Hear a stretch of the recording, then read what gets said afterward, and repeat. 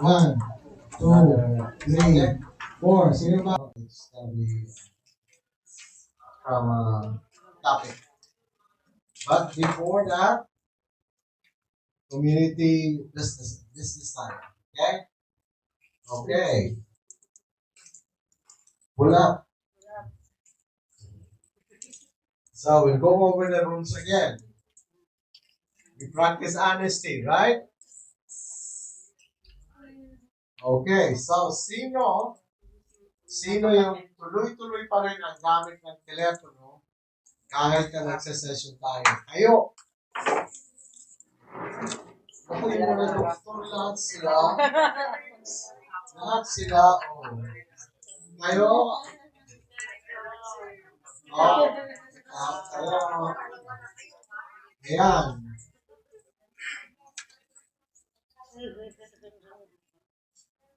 Gilbert, nagamit ka ba ng telepono mo kahapon habang nag-lecture? Oh, yeah, tayo pa. Okay. So, sino ang gusto magsalita at pangaralan ng ating mga kapatid?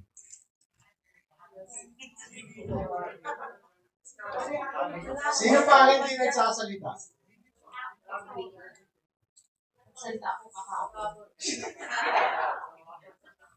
Ayoko na mag-stay sa side. Isa-isa. Good morning, Doc. Good morning, family. So, dun sa mga hindi nakapag-observe ng house rules, tuloy-tuloy na lang po, may 8 days pa kayo. Anyway, gaya po ng napag-usapan din po natin kahapon. So, alam natin na hindi naman po natin maiiwasan talaga to look into our cellphones and sabi nito, or baka nga kailangan na natin ng rehabilitation sa pagtingin sa phone natin. So, as much as possible, day 2 pa lang naman, and every 2 hours, day 3, sorry, and every 2 hours naman po meron tayong break.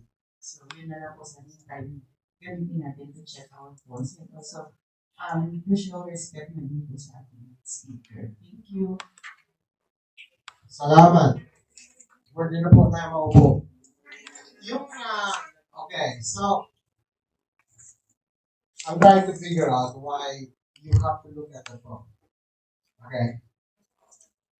So, why are we so addicted to the phone?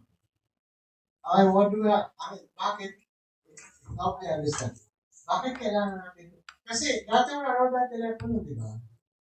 Wala tayong cellphone dati, pero hindi naman tayo patay. We survived, di ba? Function tayo. Ngayon, convenient lang kasi faster communication, faster sharing of information. Okay.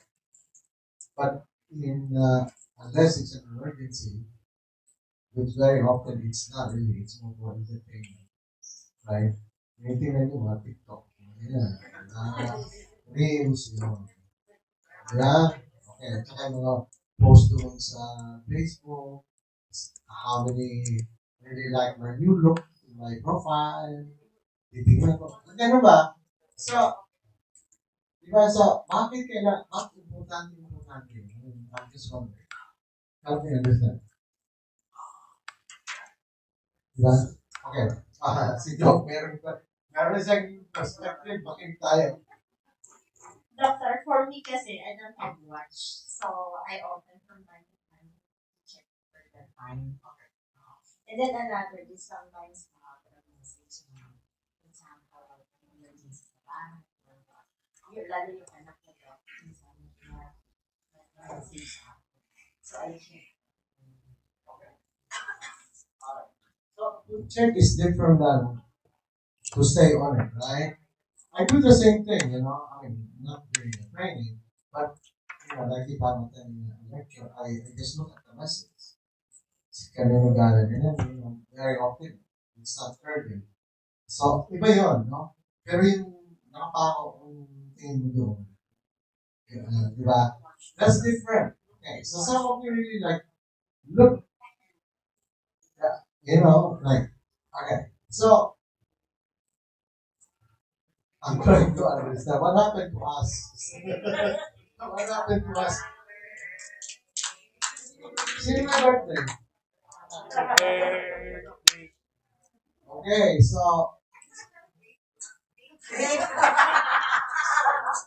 kasi ano, naganda siya doon sa bus. Eh. Okay.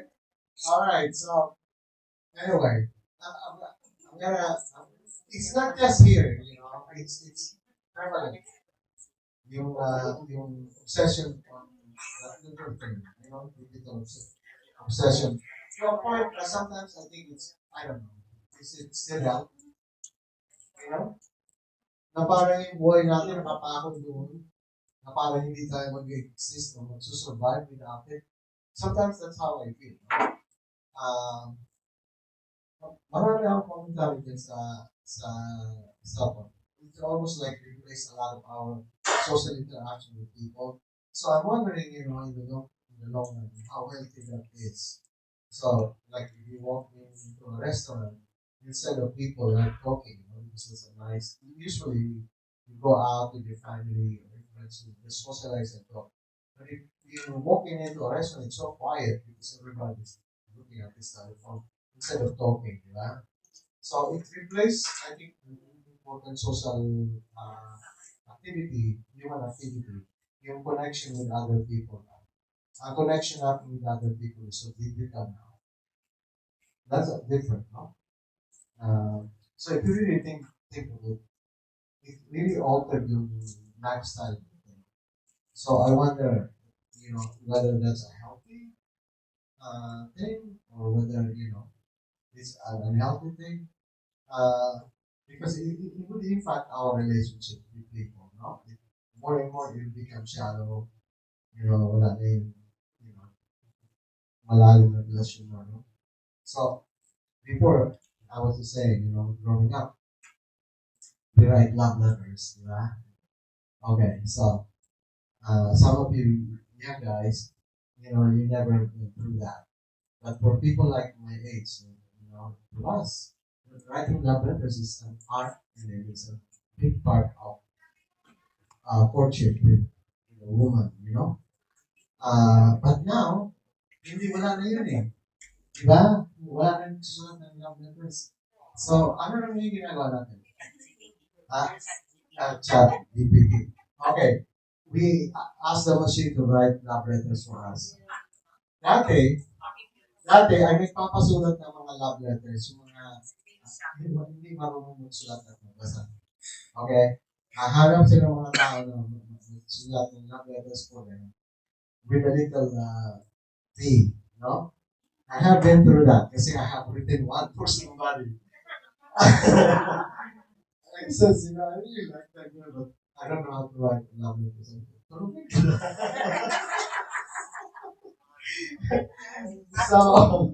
So, but it's an art, right? It's an art. You just write love letters. It has to be nice and really, and it's a whole different experience. Also, you're so excited to kind of open, when the girl responds, you're so excited to read it. Like, I don't know, if that excitement is there anymore. I think it's gone. But it was very much part of forming a relationship with somebody you love or you like, you love. Uh, anyway, so I was like, ano nangyari doon? Wala na. And I was asking myself, hey dad, ano yan? Luma na yan, dad. Hindi nga alam yung ginagawa. Sabi ko, did you ever write a love letter to a girl you like? Sabi niya, no, I never did. Sabi ko, why? Pwede naman pwede mag-messenger eh. Anyway, so that's how much, yung technology has changed us. Ngayon, yung ChatGPT is another one. You don't have to actually exert an effort. You can just tell, the machine to write a love letter for you and he comes up with a good one for you. So, but, if you do that, is that really you? That's not you, right? It's the machine. So it's a form of deception, if you ask me, right? Anyway, uh, so we'll start our topic, which is on trauma. First slide. I think it will be uh, understanding. Okay, so while we're preparing the first slide, pwedeng tulungan mo ako i-fill out ito, no? Okay, let's fill it out. Don't write your name. Please do not write your name. Okay, just answer the fill out all the questions, and then I'll explain to you what it is, but answer it first. Okay, so it's very clear, no? Just to remind you, the question applies to from your age 1 until you're 18 years old. Okay, that's the time frame. Think in terms of when you are 1 year old until you're 18. And then you only put an answer of 1 if it applies to you. 1. And then if it doesn't apply to you, just leave it blank. Okay? So it's only a what? 12 or 13 items. So if you have a question, just raise your hand. Thank you. No? Uh, sample. Oh, oh. Just leave that blank. Yung year and grade, leave that blank. What that was an instrument for another research group. Thank you.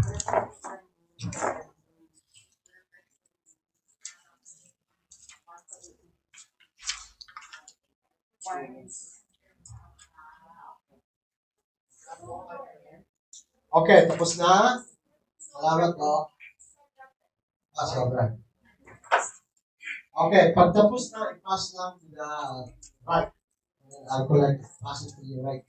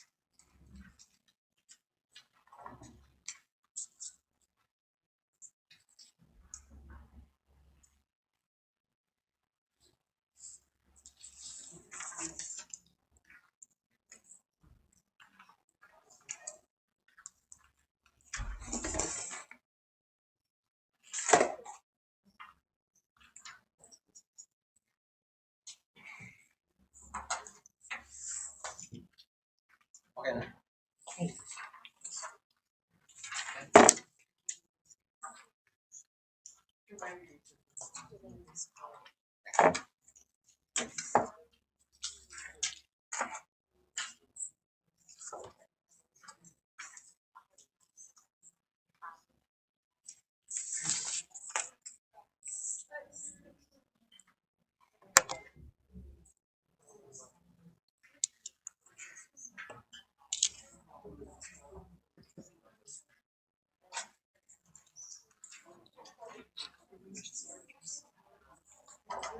Okay, so if you are done, just pass them your to right.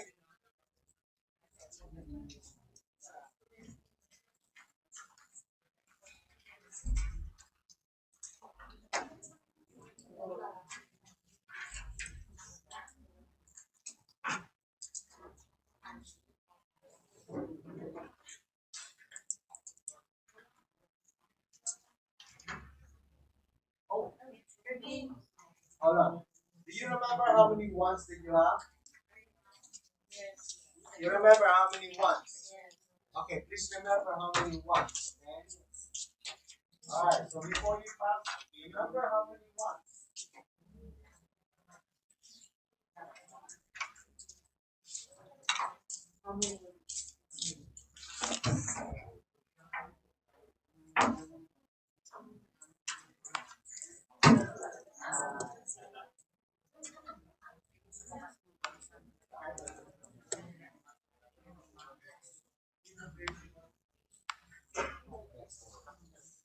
Okay.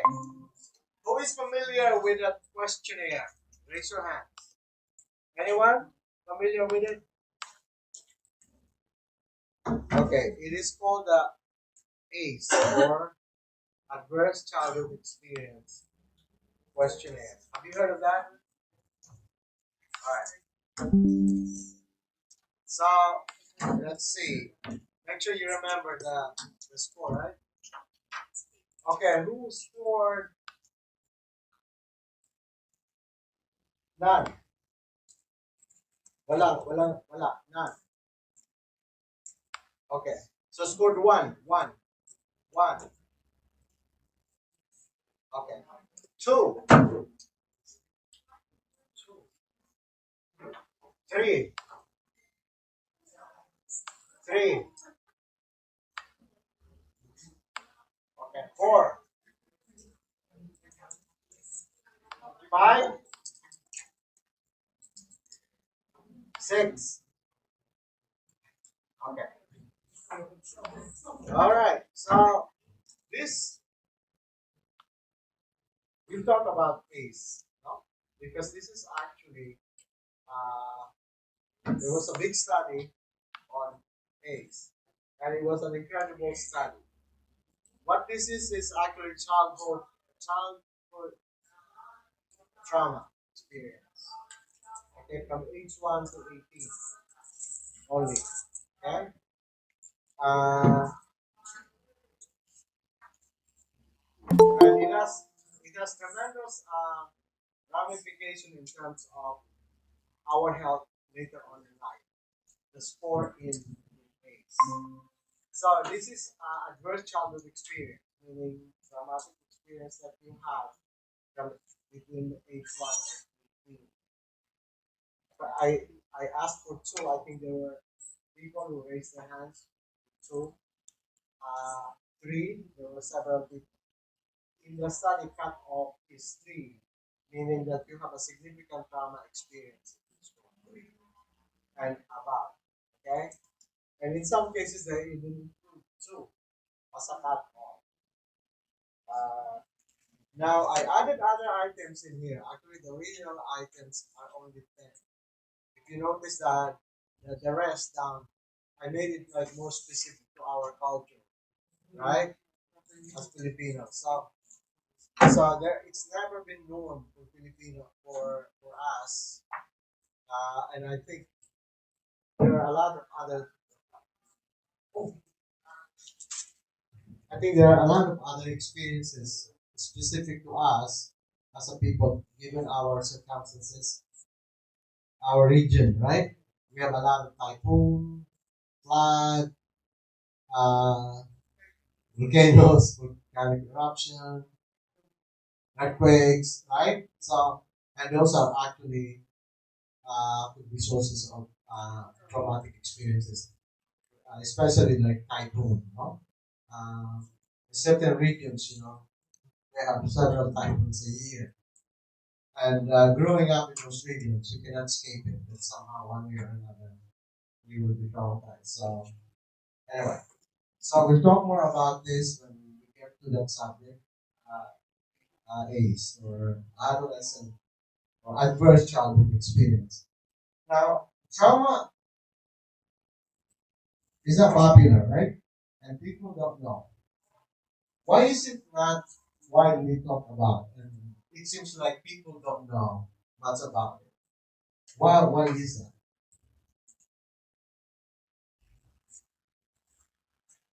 Take a guess. Why it's not something that are all commonly known. Alam lang natin trauma yung accident, di ba? I'm talking about psychological trauma. You know? Yes, Gilbert. Yes.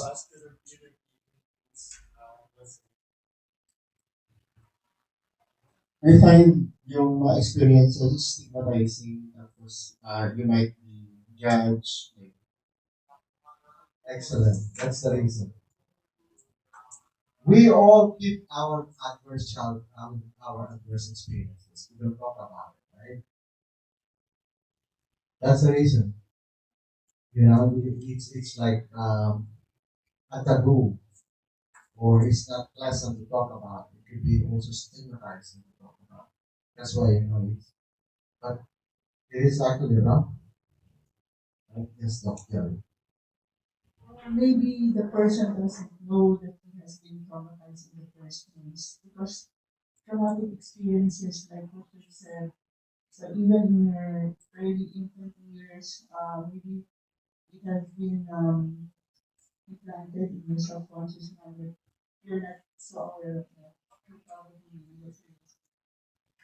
Right. So if it happened, before you are uh, uh, able to actually remember things, just imagine from age 1 to 3, you probably don't remember what happened, right? So you might not really be aware of that. So that's another reason. But the biggest reason is because it's taboo or stigmatizing to talk about some of those traumatic experiences. An interesting book if you want to get started with it, and really open your eyes into trauma is a book by the title is Trauma and Recovery. Trauma and Recovery. It's a classic book. Trauma and Recovery. I forgot the author, but it's a very popular book. Uh, you get started from there. And it talks about the time of Freud. Sigmund Freud. Do you know Sigmund Freud was the first one to discover how prevalent traumatic experiences for the women particularly? Okay. The thing is, you cannot talk about it. You know why? Most of these patients were actually prominent families.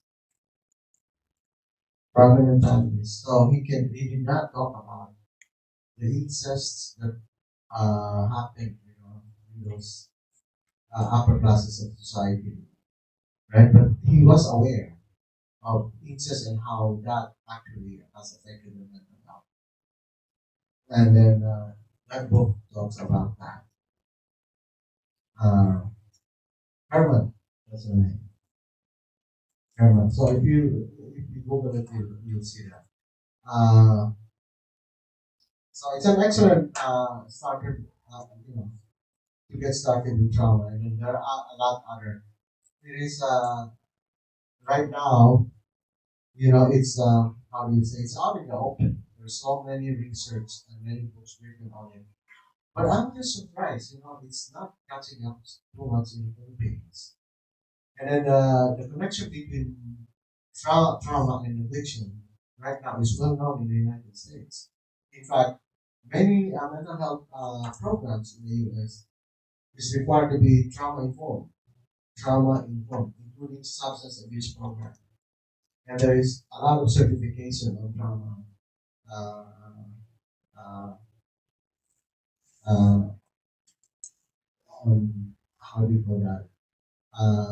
Professional trauma professionals.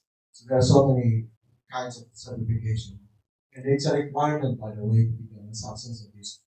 Also in the U.S., people are familiar with trauma, so it's included in the curriculum for training addiction professional. So it's not so much in the Philippines, I don't think so. So I just want to kind of get you familiar with it because you will encounter it with your clients. I gave you an example of our experience back in the 70s. I didn't know about those girls being traumatized. You know, it's almost like 100%. And these women come from lot of families, many of them, right? And they were good-looking girls. So that also, it helped perpetuate their traumatic experience because they were taken advantage of. And because of their background, they are very confused young girls. So that we never had any success with many of them because we didn't know. We didn't know how to handle that. So in hindsight, I felt so bad that in fact, instead of really helping them, we actually re-traumatized them while they were in the program. It was terrible thing to do. So out of ignorance, you know, we traumatize. And we don't want to repeat that process. And it's not just women, it's also men.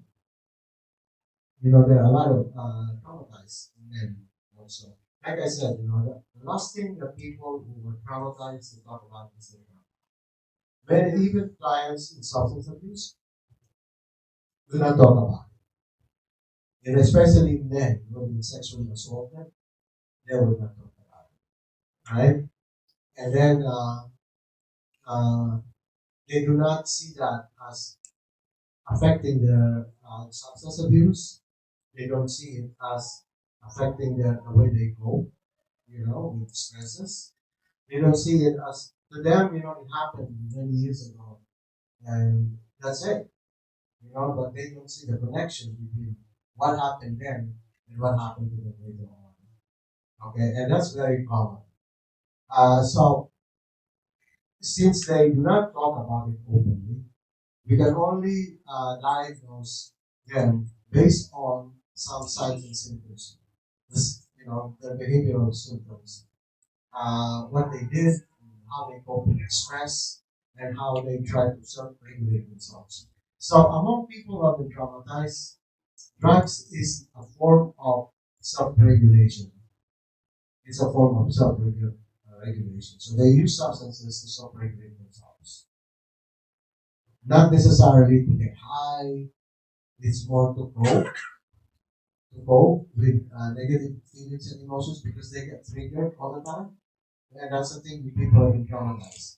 They get triggered by, you know, the slightest association, like what happened to them in the past, that's happening now, it triggers them. And what does it? And when they are triggered, they get so stressed out. What do? They use substances to regulate themselves. Okay, so that's the function of substances for people who have been traumatized. It's self-regulatory. Okay, so let's start with this presentation.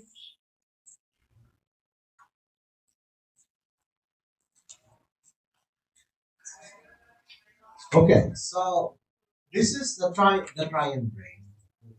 Three parts of the brain. It's by MacLean. So he described the human brain as composing of three parts. You have the reptilian brain, and that's the brain stem and cerebellum, the very bottom of the brain, right? Uh, that has remained largely unchanged, no? Through time. responsible for activation, arousal, homeostasis, and reproductive drives. This, that's why it's called reptilian brain. We share that brain with the lower animals, right? And then the next one is the polymammalian brain, or the limbic system, central to learning, memory, and emotion. Okay?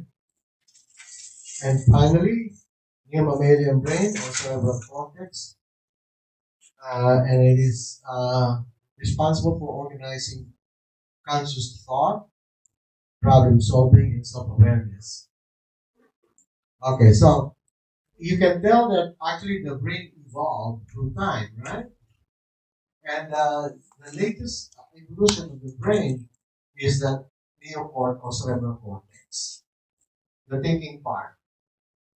So this one separates us from lower forms of animal, right? Okay, so and it is also more recent.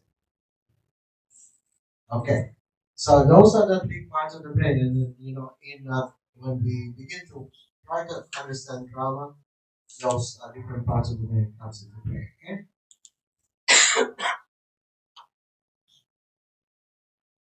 Okay, so this is how it looks like.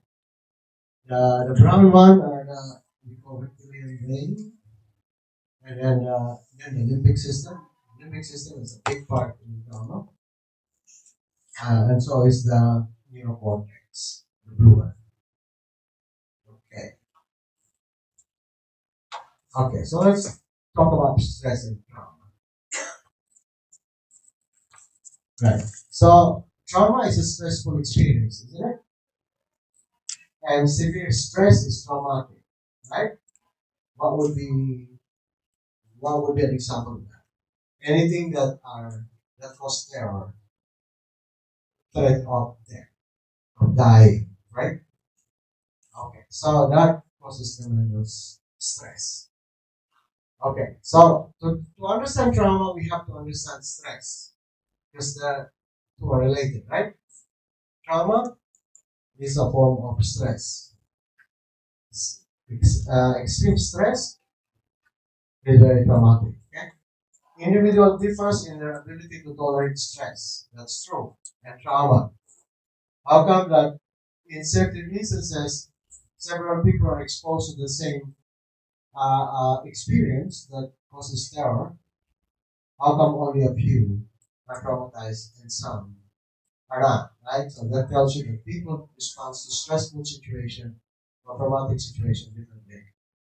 Such as the point where anxiety escalates into fear and then to terror varies among individuals. They are referred to as defenses. Okay? And they vary in strength among us. While some people are resistant to stress and emotionally resilient, no one is completely immune to trauma. Okay? Life is full of trauma, actually, if you think about it. Right? Yeah? And that has been true from, since man walked the earth and become subconscious. Trauma is always there. Just imagine how they survive during those times. Even to survive, sometimes you have to fight for the resources. And it goes on even today. Right? So life is a struggle. And that struggle causes trauma. Right? Okay. Okay, so when stress turns into trauma, when does it, like I said, stress is always present. When does stress turn into trauma? Why are some negative experiences processed and forgotten with no deleterious effects while others result to symptoms of PTSD? That's very true.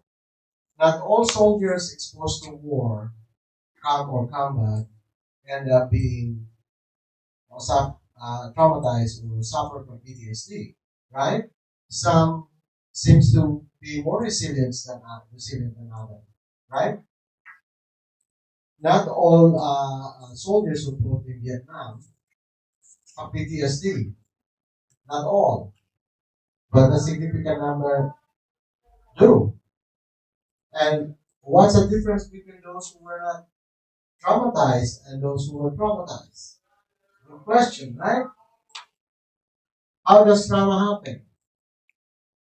There is what is called stimulus barrier, which is a set of homeostatic processes of the brain, mind, and relationship that help us weather stress and remain neurally integrated, conscious of what is happening to us and remain connected to those around us.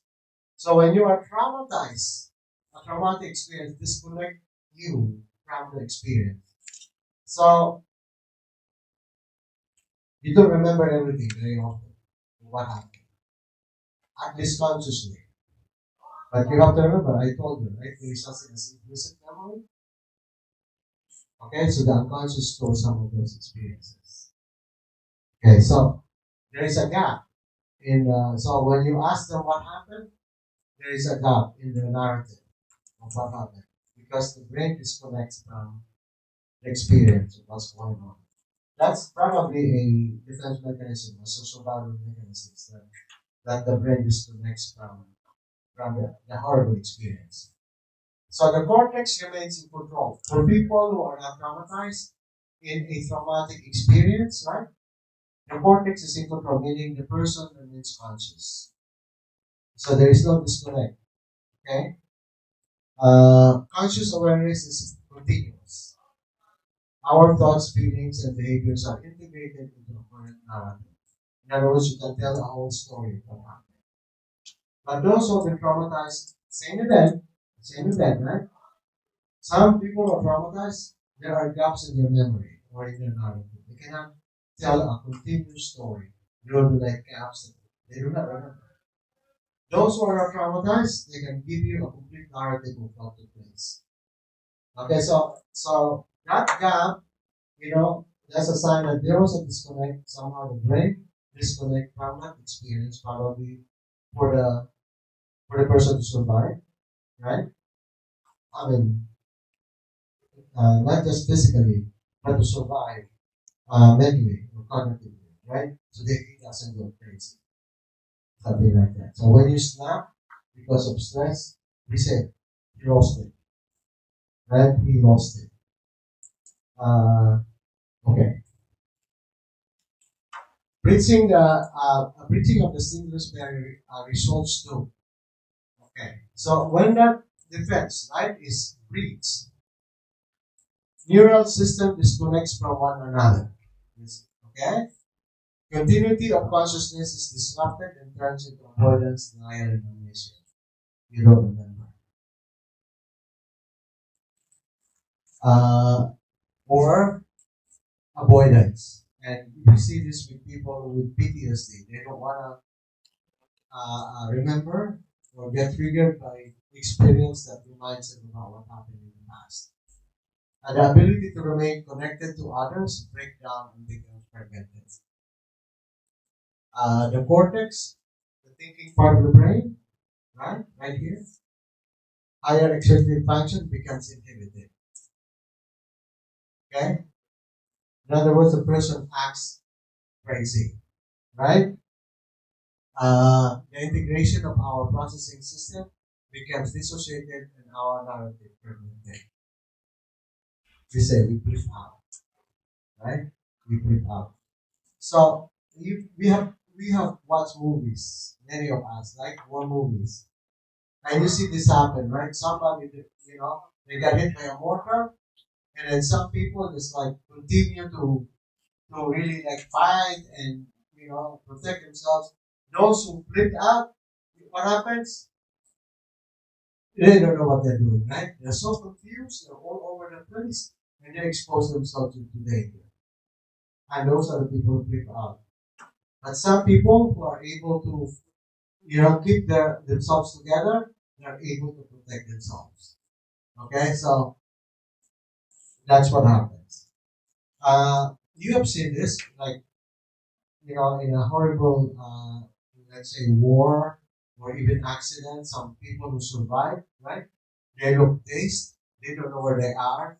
Sometimes they don't even know what's going on, right? Those are the signs of people who are traumatized. Okay?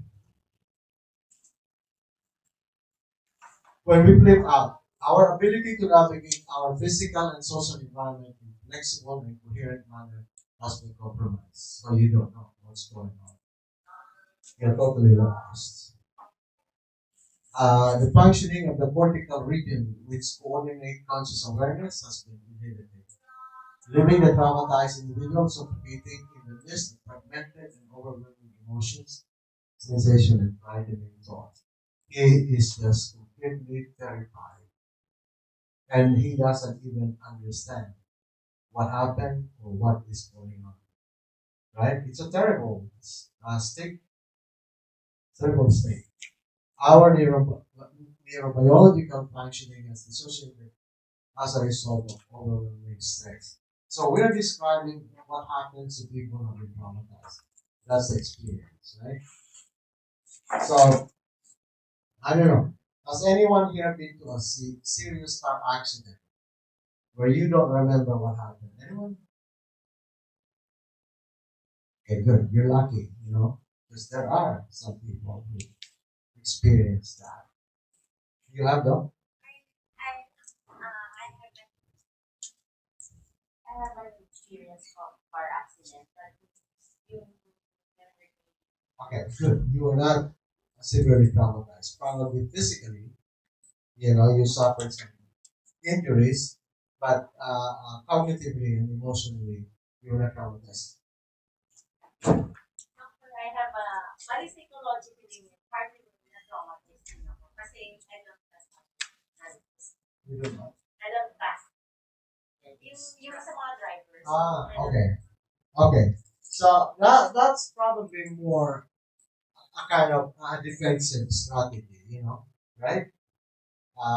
So yeah, you could say that you slightly traumatized, but the fact that you're aware, that you are doing that, and you have a reason for doing that, that means that it's not you're not like psychologically traumatized. Okay, so if you the loss of you can even explain why you do certain things, that's different, right? So some people are like that. Why are you afraid of the dark? Why you're already grown up, only little people, children are afraid of the dark. But how come you sweat and you tremble, when you are in a dark place and you cannot explain? That's that's probably a sign of a traumatic experience. Okay? So remember, pag nag-disconnect yung cortex mo from the experience, then you cannot explain a lot of things, so yeah. So that's what happened to a lot of people who are severely traumatized. They cannot explain what happened. Okay, so what are the neurobiological consequences of trauma? When we say executive functioning, that's the function of the cortex. Our cortex, the front part of the brain, that's the seat of rational thinking, decision making. That's what's called executive function. So executive functioning and memory processing are taken over by the amygdala. We'll talk about amygdala later. That's a big part in trauma. Okay, that's the part of the brain that can smell danger. The amygdala. Okay, the fire alarm system of the brain is cortical executive functions of the frontal and parietal lobes are actively inhibited. Those are important parts of the brain involved in decision making, right? Memory, making choices. Okay? Okay, the neurobiology of the fight flight response drives the body, mind, and emotions. That's coming from where? The amygdala, right? Yeah. The function of amygdala is to keep us safe. But when it is, in the cases of people who are traumatized, it's overreactive. Okay, the slightest sign of trauma, it magnifies it 10 times. Okay, but normally it keeps us protected. Okay, that's the amygdala. I'll give you an example. The fight, flight, or freeze, right? The amygdala determines that somehow in coordination with the rest of the body. Okay, so here's the situation, right? A tiger is coming your way very fast, right? What is the reaction of the person, of us? Run. Run for cover, right? Run away, right? Okay. The thinking stop at that moment, right? We run, we hide, or we fight. And the mind is not thinking. The cortex is suppressed. Okay? What happened is when amygdala takes over, the thinking process stops. Why? Because the cortex, the executive function, is very slow. This is if you let the cortex decide what to do in that situation, the tiger is coming very fast. You will analyze it. Is he hungry? Is he after me? Okay, right? That's what the brain. That's what the brain does. It will analyze, and it's so slow. And before it decides it's dangerous, you are already eaten. Okay, so you know what I'm saying? So right, so amygdala shuts down the process and just gets you in a situation where you're sick. And a lot of times after that, you say, "Oh, I climbed the tree. I was able to climb the tree, or I was able to really fast. I mean, run so fast, right?" And you're surprised because it was not your thinking brain that took over. It was your amygdala mobilizing your body, muscles pumping, blood into your muscles. The whole thing, your respiration is so fast, your blood pressure is so high to get your body ready to run or fight, and you are not thinking. Isn't that amazing? That's the way we are made. Made just to be able to survive, right? So amygdala is very efficient in doing that. A normal amygdala. Okay, so what happens when a person is traumatized that amygdala is actually affected? It becomes so hyperactive, it becomes so sensitive, right? So to a point where people with PTSD, right? Uh, a car, how do you call that? Misfire, right?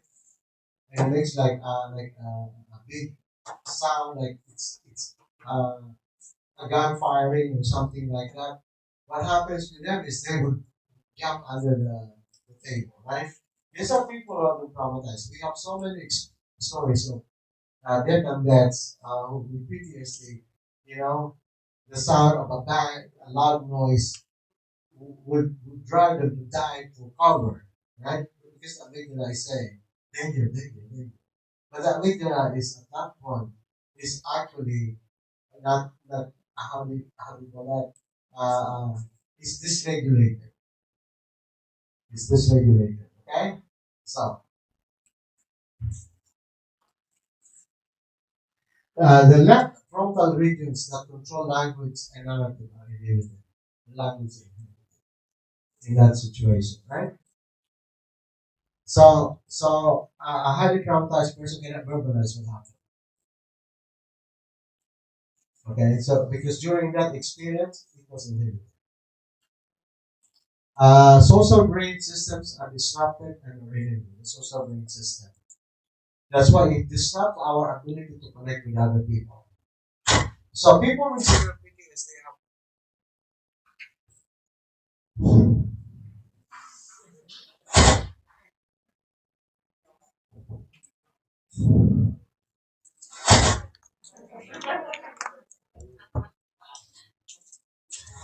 I am being triggered.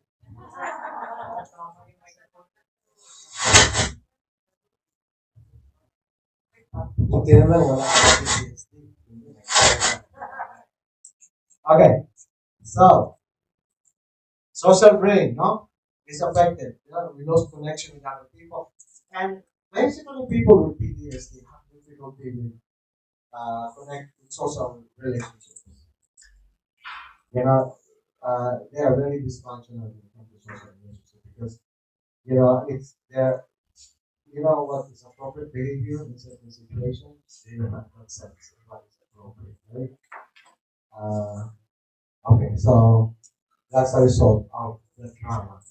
Information processing is biased towards the past and the detection of threat. They're stuck with what happened in the past.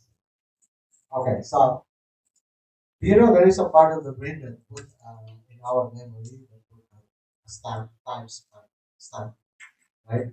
So in our memory, we go back, right? In our normal, in the normal brain, our memory is intact. Let's say you hear a song, and you can remember, oh, that's the 60s, right? Uh, oh, that's a 70s song. Or, oh, my first date is in such and such month, day, or significant experience, right? You can recall what happened because there's a time stamp in our memory. Okay, stamp. So we don't get confused when we try to recall. Now, with people with PTSD, memories that are traumatic, when they are triggered, they feel like it's happening now. It happened like 20 years ago, but when they are triggered, they think that this is going on right now.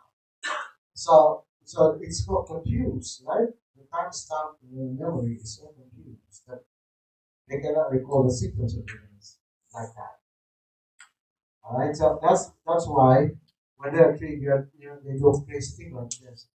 They think that they're in battle, in combat, in war, right? Because they are transported into that time. Although it's happening right now, but whatever triggered them, it's happening now. Okay, that's the reason why they act that way. We say, "Oh, he's crazy." He's not crazy. It's just his memory is messed up, right? Chronic threat disrupts the sympathetic parasympathetic balance. So there is sympathetic and parasympathetic part of the nervous system, and in a state of balance in normal situation. But for people who are traumatized, that is dysregulated also. Okay. All right. Happen. Yes.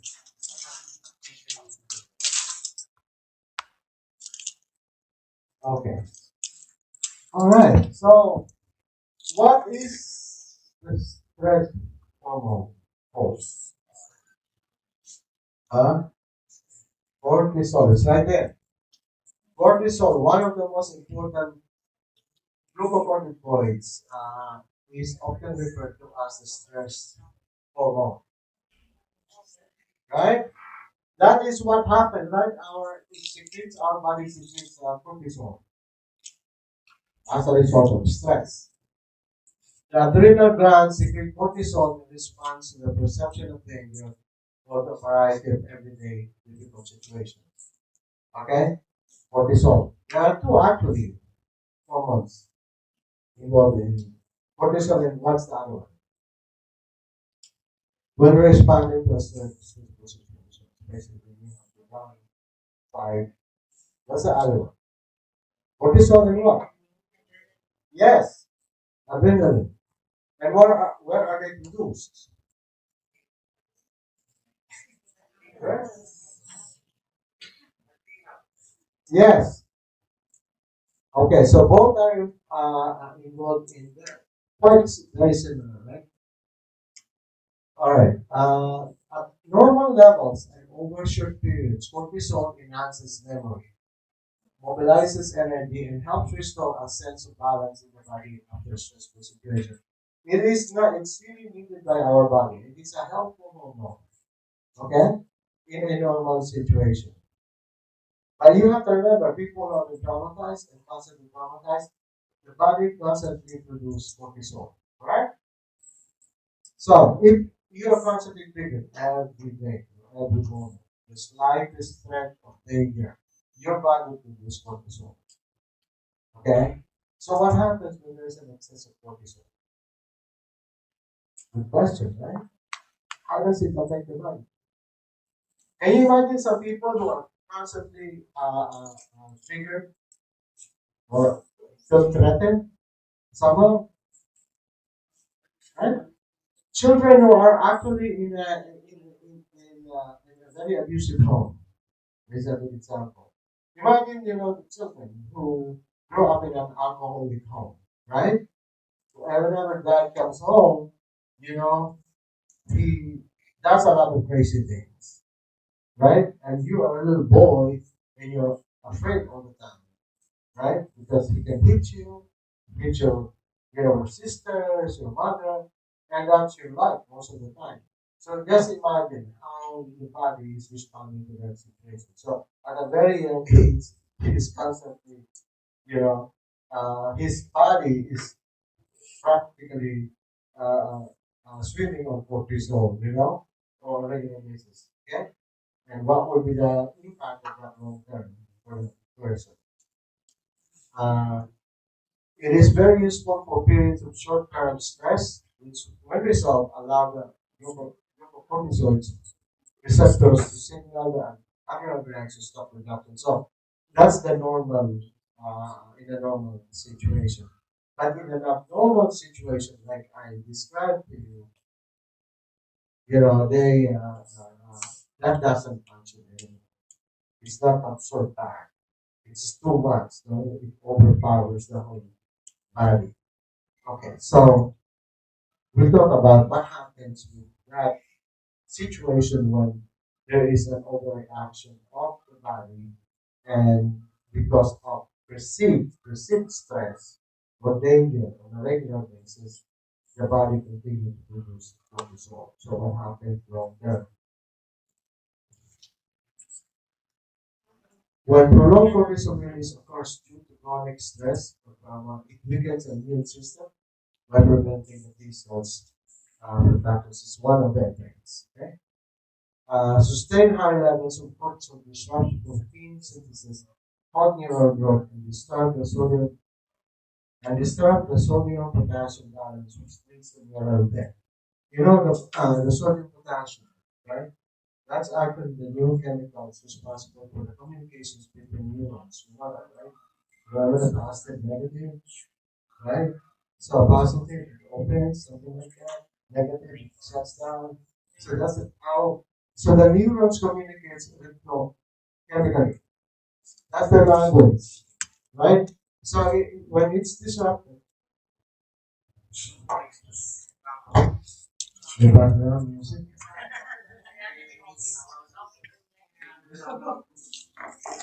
Okay, so all right, so that's what happens, right? So uh, okay, so early and chronic stress has been correlated with memory deficits, problems with affect regulation, and reduction of volume in brain regions such as the hippocampus and the amygdala. So those parts are dysregulated, they're not functioning very well, they're not healthy, right? That's what happens when there is stress, prolonged stress. And that's what happens to people, or young people who are in a regularly stressful environment. Imagine a child who was been sexually abused, incest. It's quite common, right? The child, regularly is afraid. Regularly, he is afraid. Uh, so what would happen eventually if that situation continues? A prolonged exposure to stressful situation, or a woman who is battered, right? Every day he has to contend with, a husband who is physically violent, right? So every day he is in that state of alert, constantly, right? So you know what happened because of that? In the 90s, they begin to actually diagnose PTSD among substance abusing women coming in. Before that, PTSD was confined to people who were Vietnam vets. But now they're actually diagnosing women coming in into substance abuse treatment with PTSD. And then when they look into it deeper, they realize that these women are battered women. So they have been exposed to constant stress because their spouses were very abusive to them, right? And you know what? It didn't stop there. We were finding out young children with PTSD. And these are children of women who are battered women. So as they suffer from abuse from their partners, from the spouses, their children were there witnessing this going on. And they were traumatized too. And that was, that was like, it opened the mind of a lot of professionals in the field that, wow, PTSD is rampant. It's not confined to getting vets. Even the regular people have been subjected to constant stress, eventually suffer from PTSD. And that's the reason why trauma became a big deal in treatment. Okay? And then when they start looking at people with long-term substance use, there is a lot of trauma experience behind them. Okay? Just imagine how to survive. If you're using drugs out there, you're afraid of what? The police? Right? You get busted? You're afraid of the drug dealers, right? Okay, you're afraid if you owe them money, especially. And just to survive and continue your habit, you have to steal, right?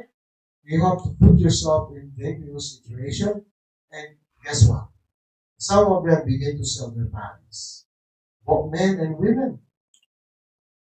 Okay, so that's what they go through uh, during that time. So they are actually high risk for being or suffering from from traumatic experiences. So no wonder PTSD is common among substance abuse capitalism. And also, very often, what triggered their substance abuse is because of trauma to begin with. They were traumatized. And as a form of self-regulation, they, they ended up using drugs because they discovered that by taking cocaine, in this case in the Philippines, shabu, it makes you feel normal, right? It somehow deals with the pain inside, the depression, the emotional pain. It disappears when you are on drugs or alcohol, especially alcohol, because it's very accessible, right? So alcohol is a favorite drug for people with trauma. It's cheaper and it is available and legal. Okay, so those are the common substances that they end up using, and cocaine too. All right.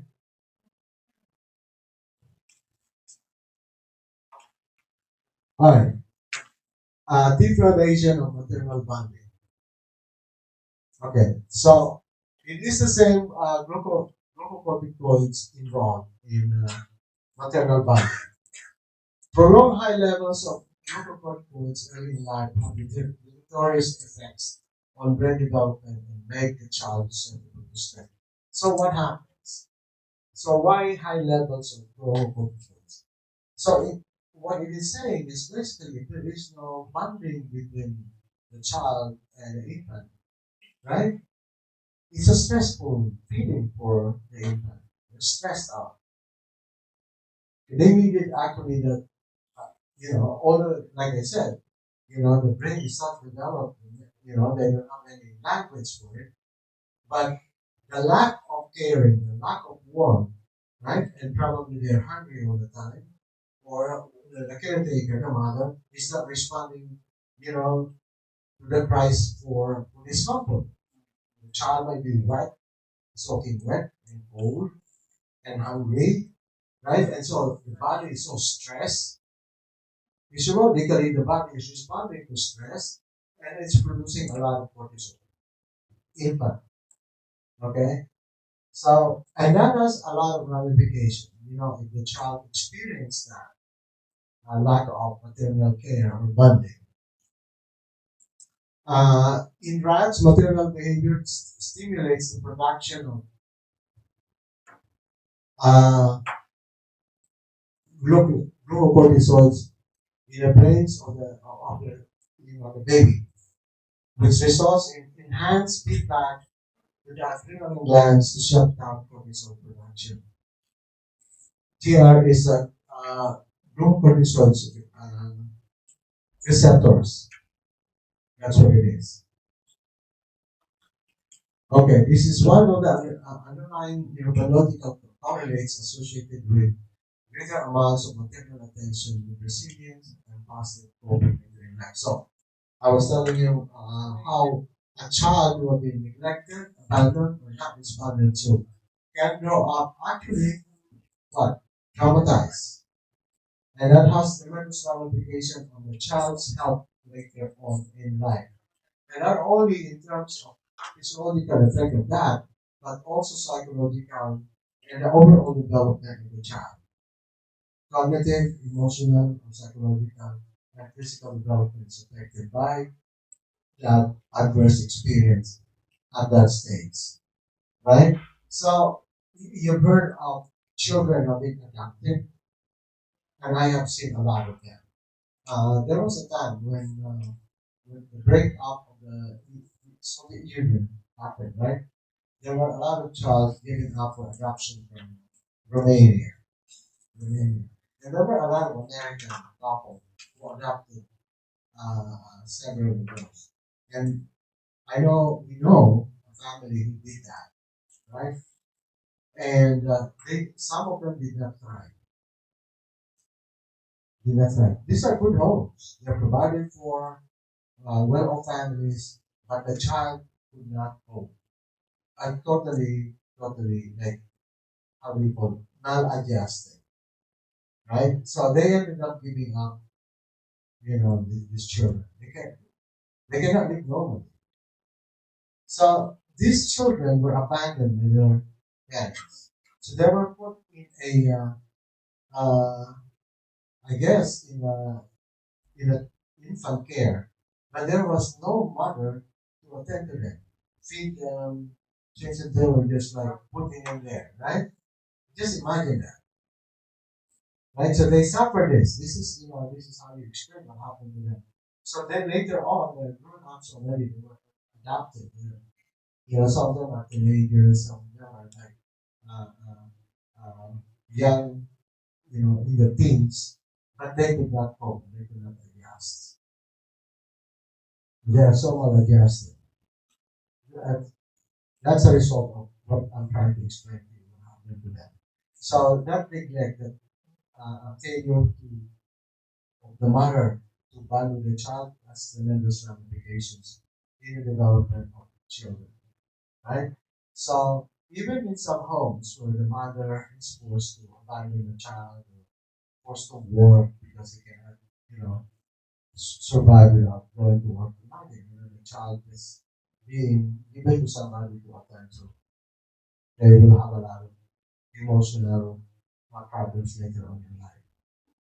And those are children who end up actually in the treatment programs eventually. Or those are children who are actually do not do very well in schools. Okay? Alright, so it's actually 9:10, I'm sorry. I went beyond the time. So let's take a break here and be back at about 9:40. Is that good? 9:40. Thank you.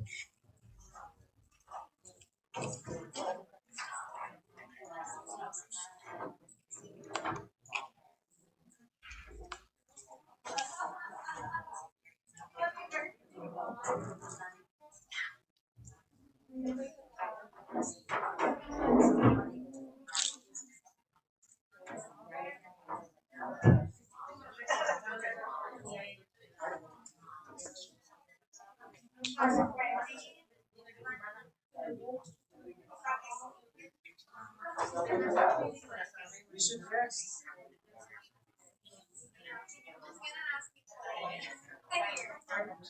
You have having.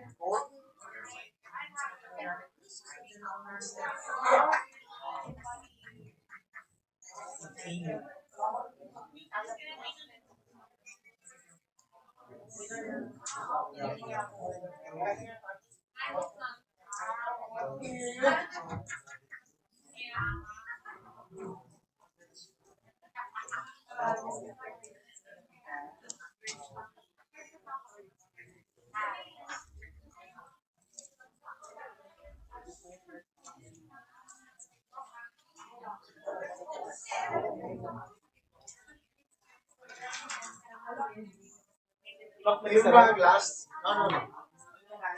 That was the last one. No. Last na yun, Doc. Pang 11. Meron pa? Wala na, Doc. Pang 11. Oh, that was, perfect. I'm gonna be very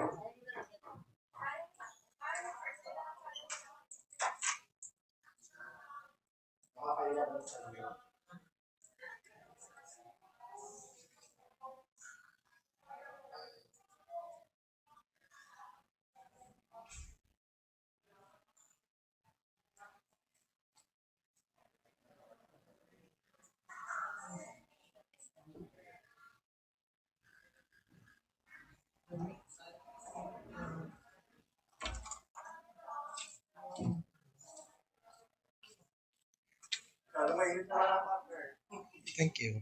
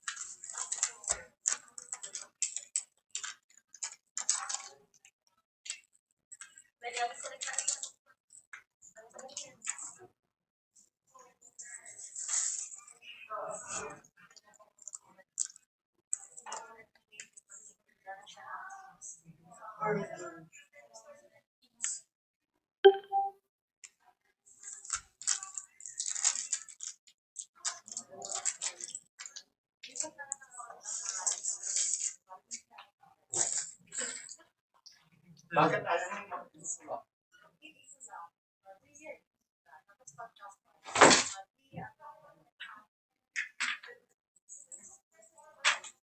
Diba si Queen lang,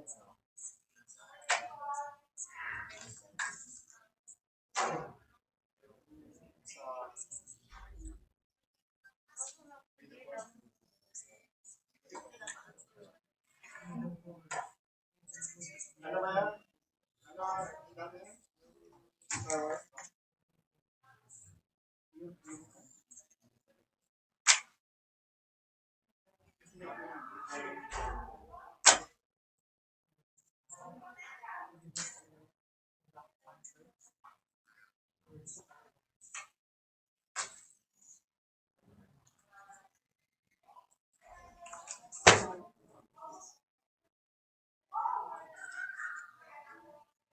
Ako may nawawalan ko yung 1,000.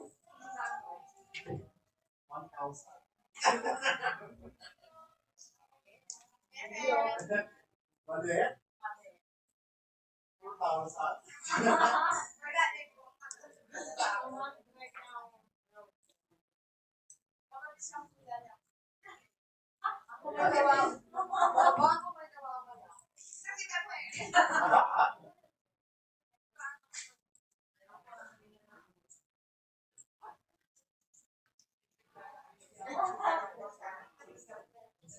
Push mo yan na.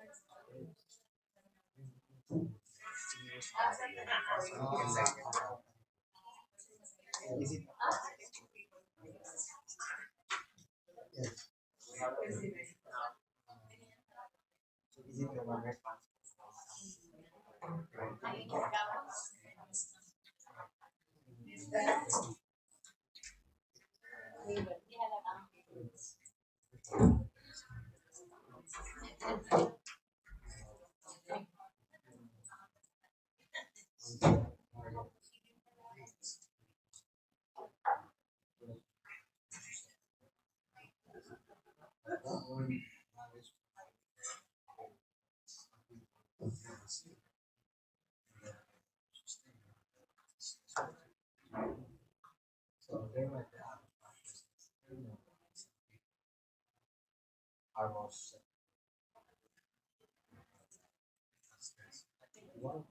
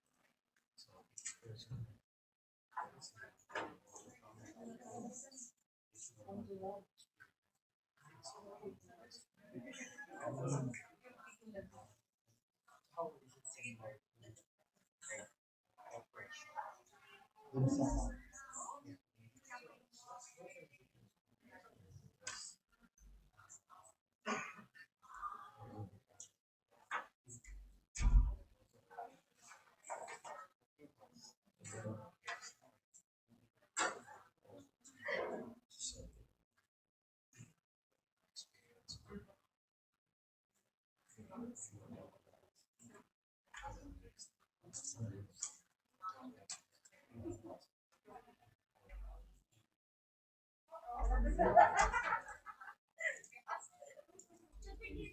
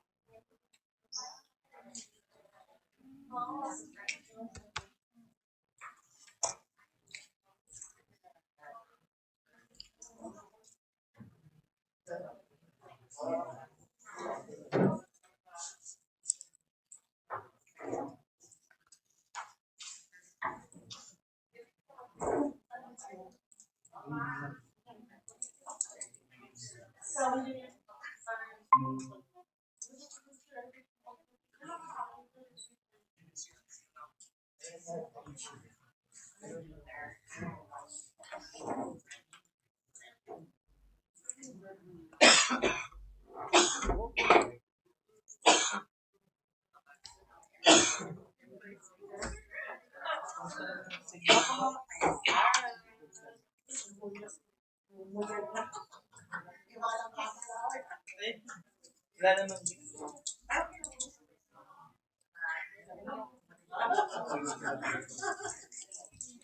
Wala naman.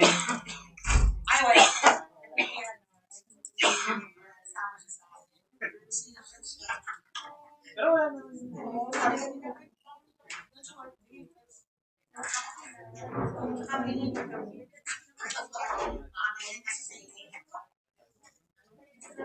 May wifi naman.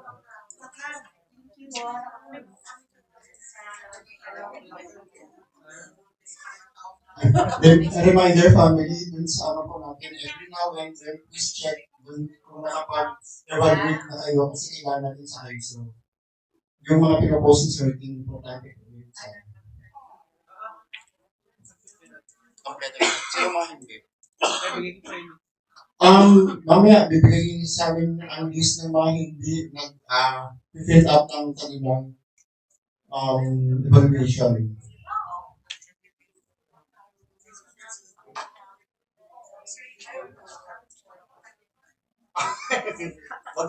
Mag-fill up ka na. Fill out ka na.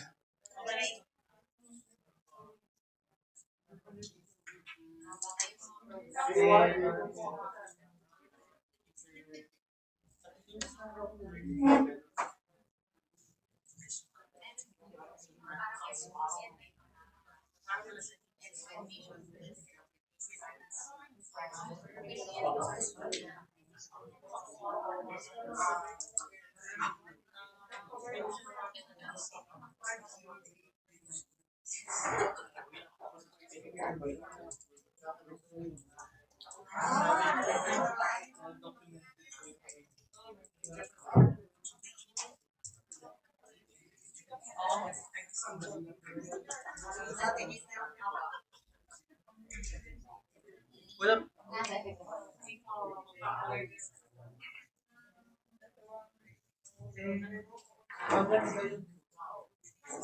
Sa simula.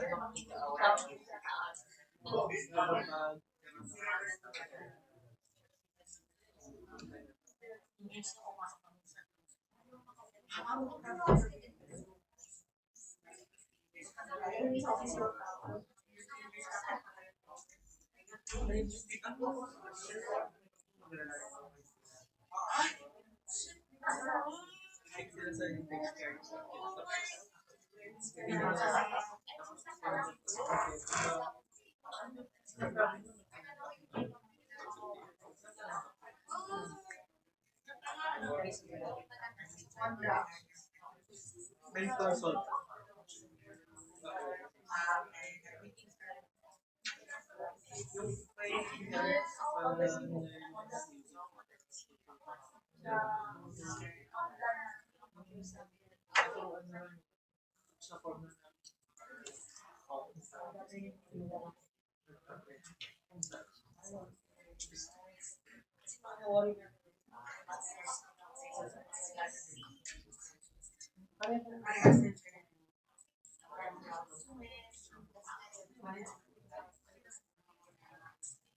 Okay.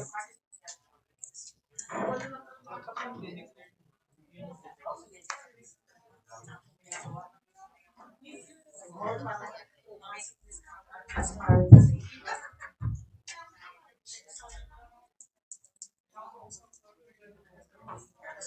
right. Good morning again.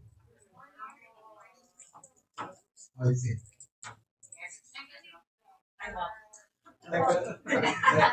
Alex Fiesta.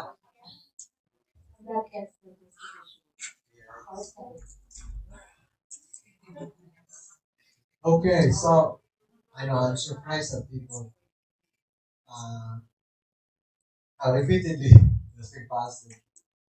So like I was just looking at in the US. This guy Colbert. I like this guy. He's a host, late night host. He's very funny, but witty at the same time. He tested positive again. He tested positive before. Now he's tested positive again.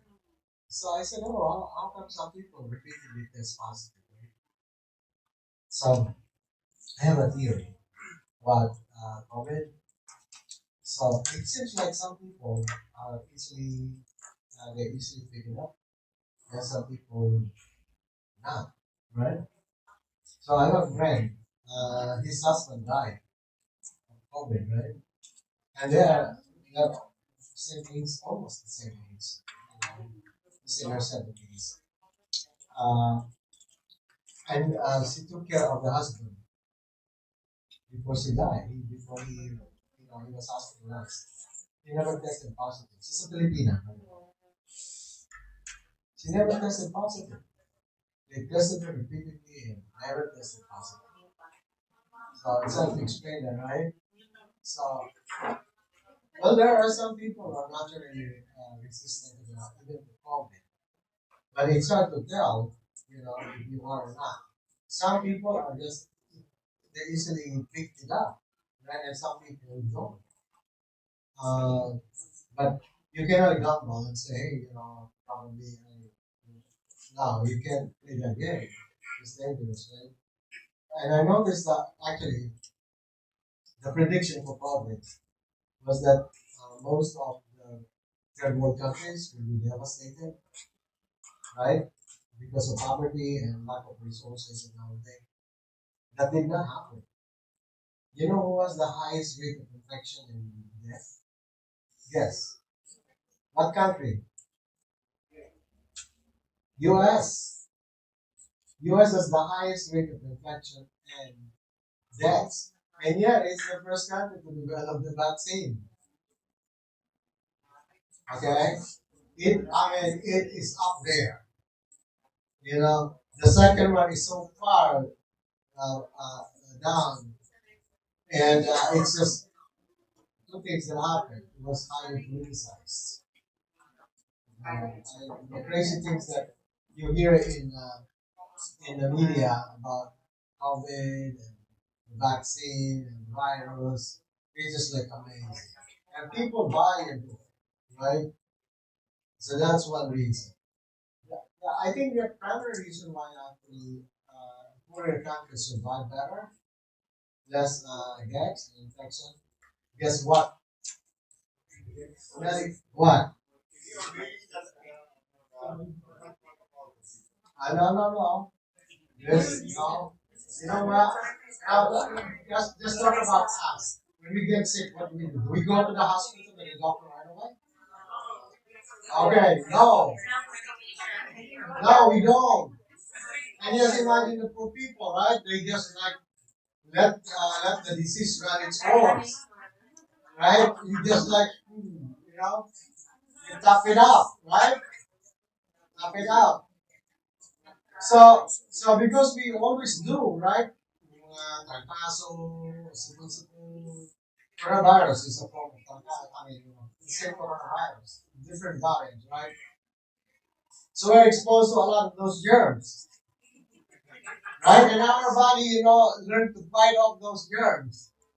So our immune system is probably more robust than those people in the wealthier countries because when you live in wealthier countries, when you get sick, the first thing you need to do is go to the doctor, get some medication, right?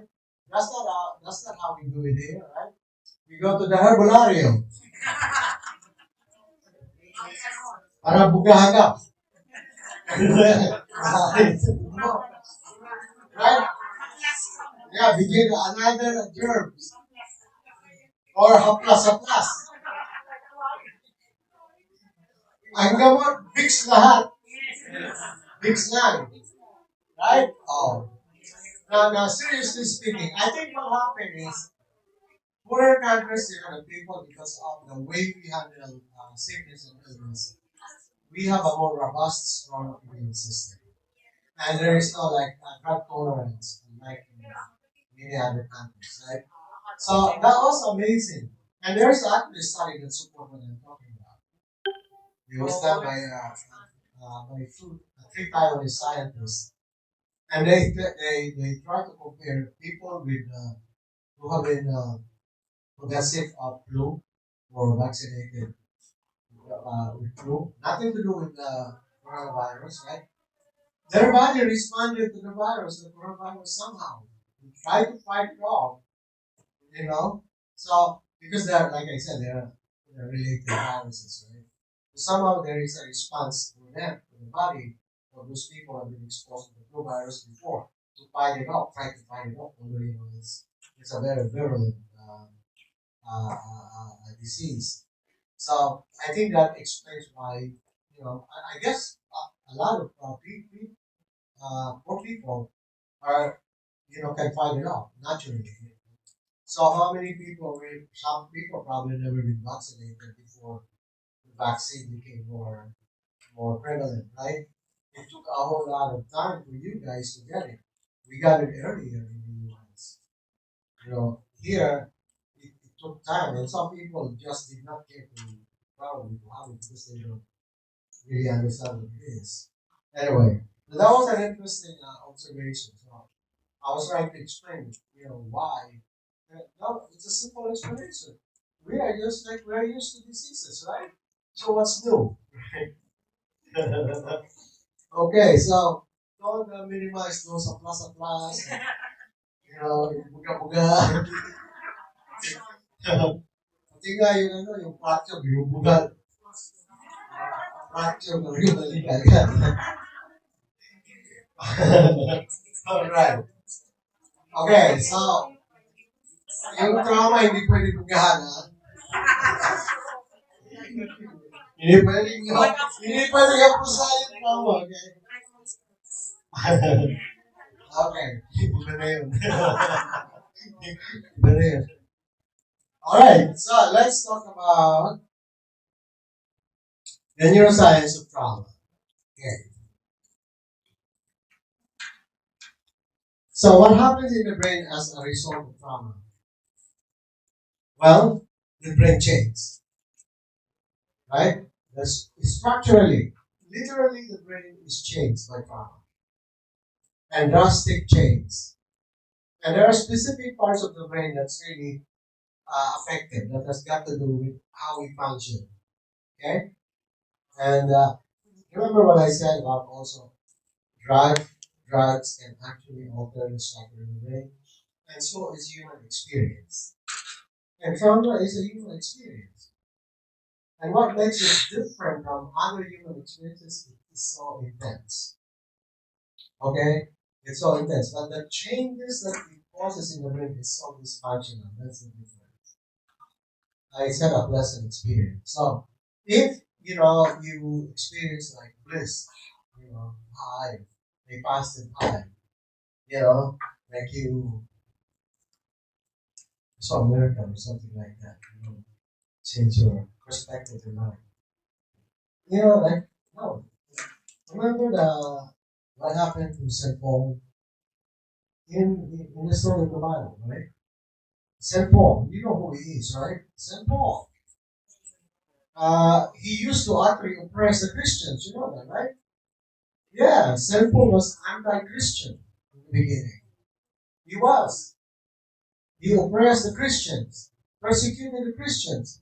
One day he was traveling in his horse, and he had an intense experience with the Lord, right?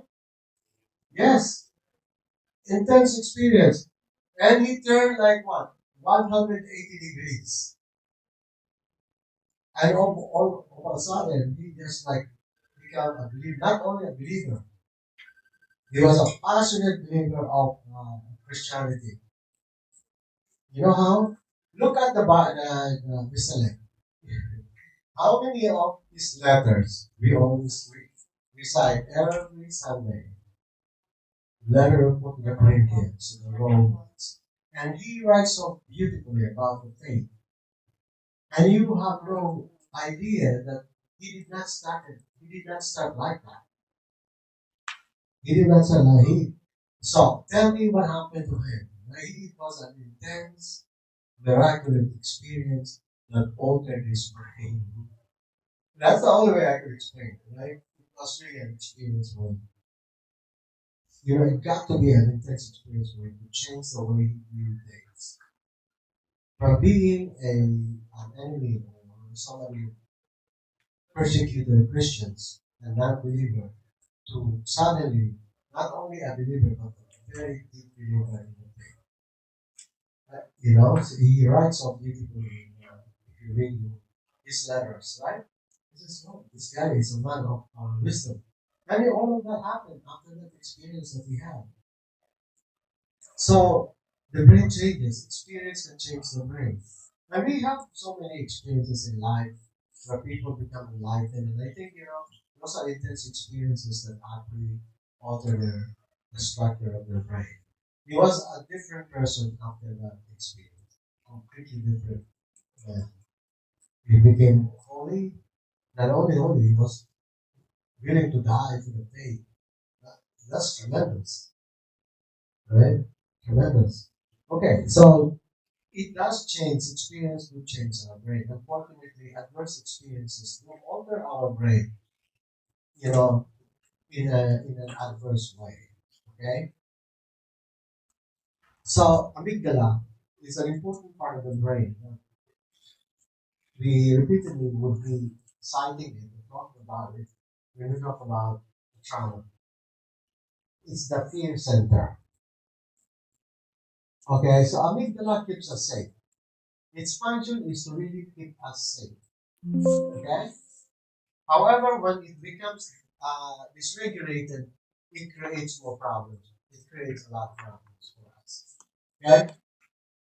See, its main function is to determine if a situation, context, person, or event constitutes a threat or danger. Thus, this area of the brain is referred to as the smoke alarm. Okay? Often, it is too activated among those who suffer from PTSD. So, what's the symptoms when it is hyper active? Overactive? The slightest threat is magnified so many times, right? So the person really is terrified. Although you know it is a very uh, minimal risk or threat, for them it is magnified.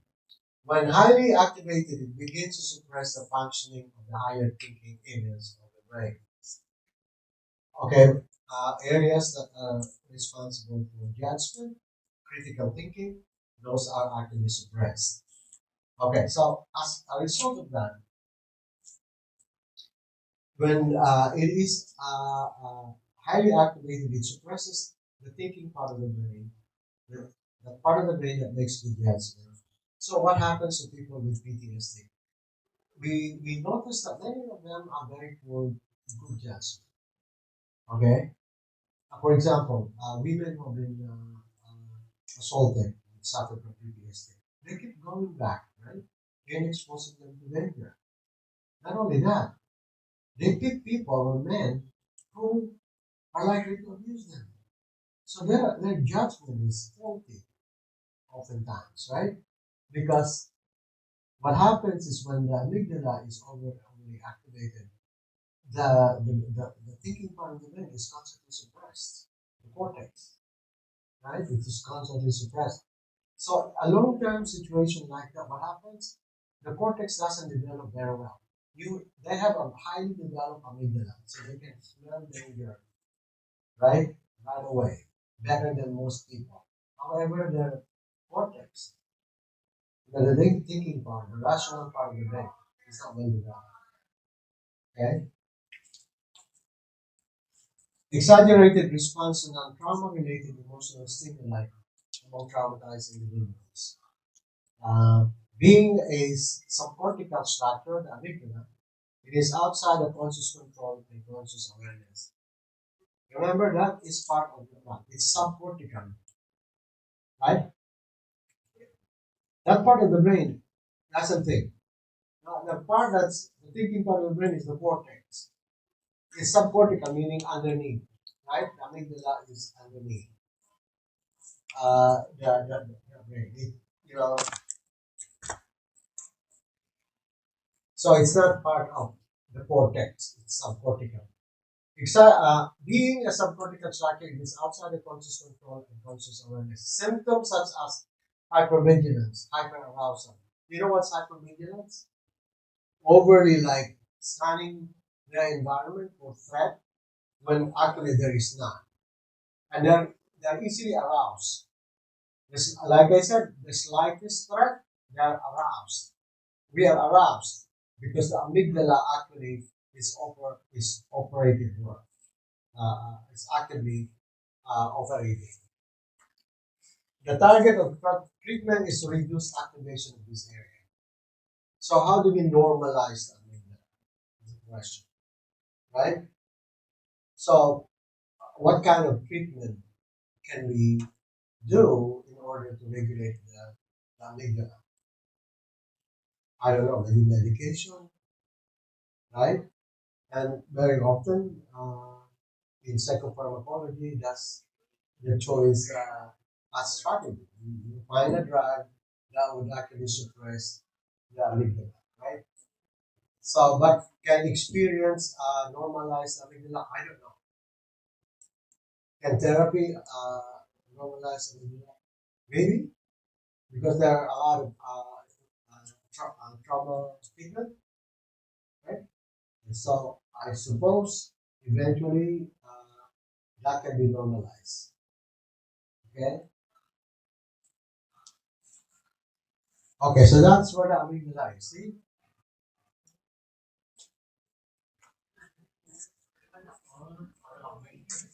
right there, this is the cortex, right? So the cerebral cortex is usually the neurocortex is the front part of that cortex. So cortex.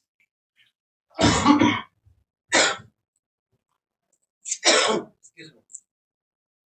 Okay, the insula, the main site of interoception and proprioception. This is proprioception involves one sense of balance and awareness where the body is located in space. Okay, a good sensation. It's probably also involved like for some pilots, even though they're upside down, they basically they're upside down. Not everybody could handle that. Some people will get totally disoriented when they're in that position. But then, I guess part of the test to become a pilot is that you check if you have a good sense of that. If you have a strong insula. Interoception is one's ability to feel into internal experience and connect with internal sensations such as feeling hungry, warm, or jittery. Okay? Uh, and in trauma, the insula is often dysregulated, which makes it difficult to identify and manage emotions and distressing physical sensations. Okay? When the insula is overactivated, there can be emotional reactivity and outbursts, emotional undermodulation. When it is underactivated, there may be dissociation and numbing.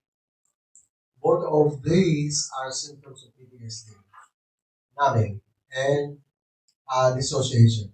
So, what are some of the symptoms that the insula is actually not working very well? You hear of people who cut themselves, right? Cutting, and People who are dissociated, and they say, sometimes I see myself outside of my body. And you heard of people who have been traumatized, who actually dissociate themselves. Like they become disembodied almost, like they are observing their physical body being assaulted. You hear stories like that, right? And then you hear about, I told you the cutting thing. And it's hard to explain why are they cutting themselves? Because they say they are numb, they cannot feel. So some people with usually we observe this with women with eating disorder. Eating disorders could be also a sign of being traumatized. Okay, anorexia nervosa. Okay, and then it comes with it is women who cut themselves. These are very good signs, good, almost like a high possibility of the person having a trauma experience in the past. Those symptoms, because many of those clients that we had in treatment, we didn't know actually they they're suffering from anorexia, and then we see them cut themselves too. So we don't understand why would they would do that. And when you talk to them and ask them, they don't feel anything. They feel numb. Okay, so their insula is actually was affected by whatever traumatic experience they had. That's the insula right there. It's also a subcortical part of the brain. Okay, hippocampus, memory, the memory center, hippocampus, known as the memory center of the brain. It is also sometimes called the timekeeper. Okay, I was explaining that to you earlier, right? The timekeeper. Since it is responsible for putting a timestamp on our memories, allowing us to experience past events as happening in the past, not the present. Okay? It is the main brain structure that stores memories that can be consciously accessed. Like I told you, you significant events in your life you can recall, and very often you can even tell the date and the time when it happened, right? Uh, and that is because of the hippocampus. Okay. In people who experience post-trauma symptoms, it is often found that this area of the brain is less active and smaller. Without trauma, compared to those people without trauma experience, uh, or without any anxiety disorder. This results in memory and stress regulation difficulties. So imagine that something that happened to you in the past, you feel like it's happening right now. That's what happens to people with severe trauma, right? Or people who suffer from PTSD. That when they are triggered, right? When they are transposed to the time in the past, whatever triggered them and what memory it excited or stimulated, they think that that is happening now, when in fact that's memory that to the past. Okay, so that that's because of that dysregulation of the hippocampus. In the case of PTSD, the hippocampus often provides inaccurate information to the amygdala. Okay, for example, informing the amygdala that a benign situation or stimulus is in fact dangerous, or experience past memories as happening in the present time. So it activates the amygdala, and the amygdala mobilizes the body. And so when somebody is triggered, he is as if he is in the past, and you know he tries to actually protect himself or run for cover or something like that. Okay, so that is the amygdala. I mean the hippocampus. Very important part of the brain. Imagine there's no time stamp in your memories. So every time you remember the past, you think it's happening right now. That's what's gonna happen. Okay? Okay, that's the hippocampus right there. Okay, prefrontal cortex, the thinking center part of the brain. Okay, the important part of the brain. Because seat of our consciousness. The prefrontal cortex is comprised of several smaller structures, which together are considered the thinking center of the brain. In traumatized brains, this part of the brain is often underactive, making it difficult for individuals to concentrate, make decisions, connect with others, and be self-aware. Very important, right? That's the cortex.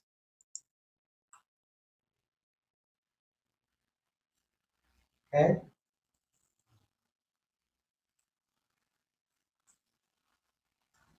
And that's the part, the front part. That's the cerebellum, right? The whole thing. And this is the prefrontal cortex. It looks like the prefrontal cortex actually evolved more recently. I think that's when man separated from the animals, right? When we become self-aware, when we become our thinking process becomes more complex, when we become more rational, we become more logical, right? Animals, they don't know how to do logic, okay? So us, we're capable of logic, solving problems, complex problems, thanks to the prefrontal cortex, okay? And people are very smart.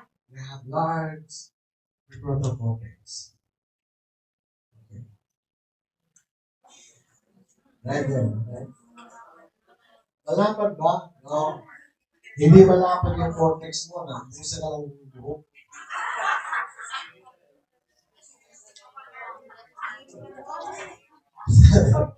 Ay, ang laki ng prefrontal cortex ko. Hindi, nakalma ko. Okay. Trust, seriously, right? Some people are very prone. They, okay. Yung iba, malapad lang. That's it.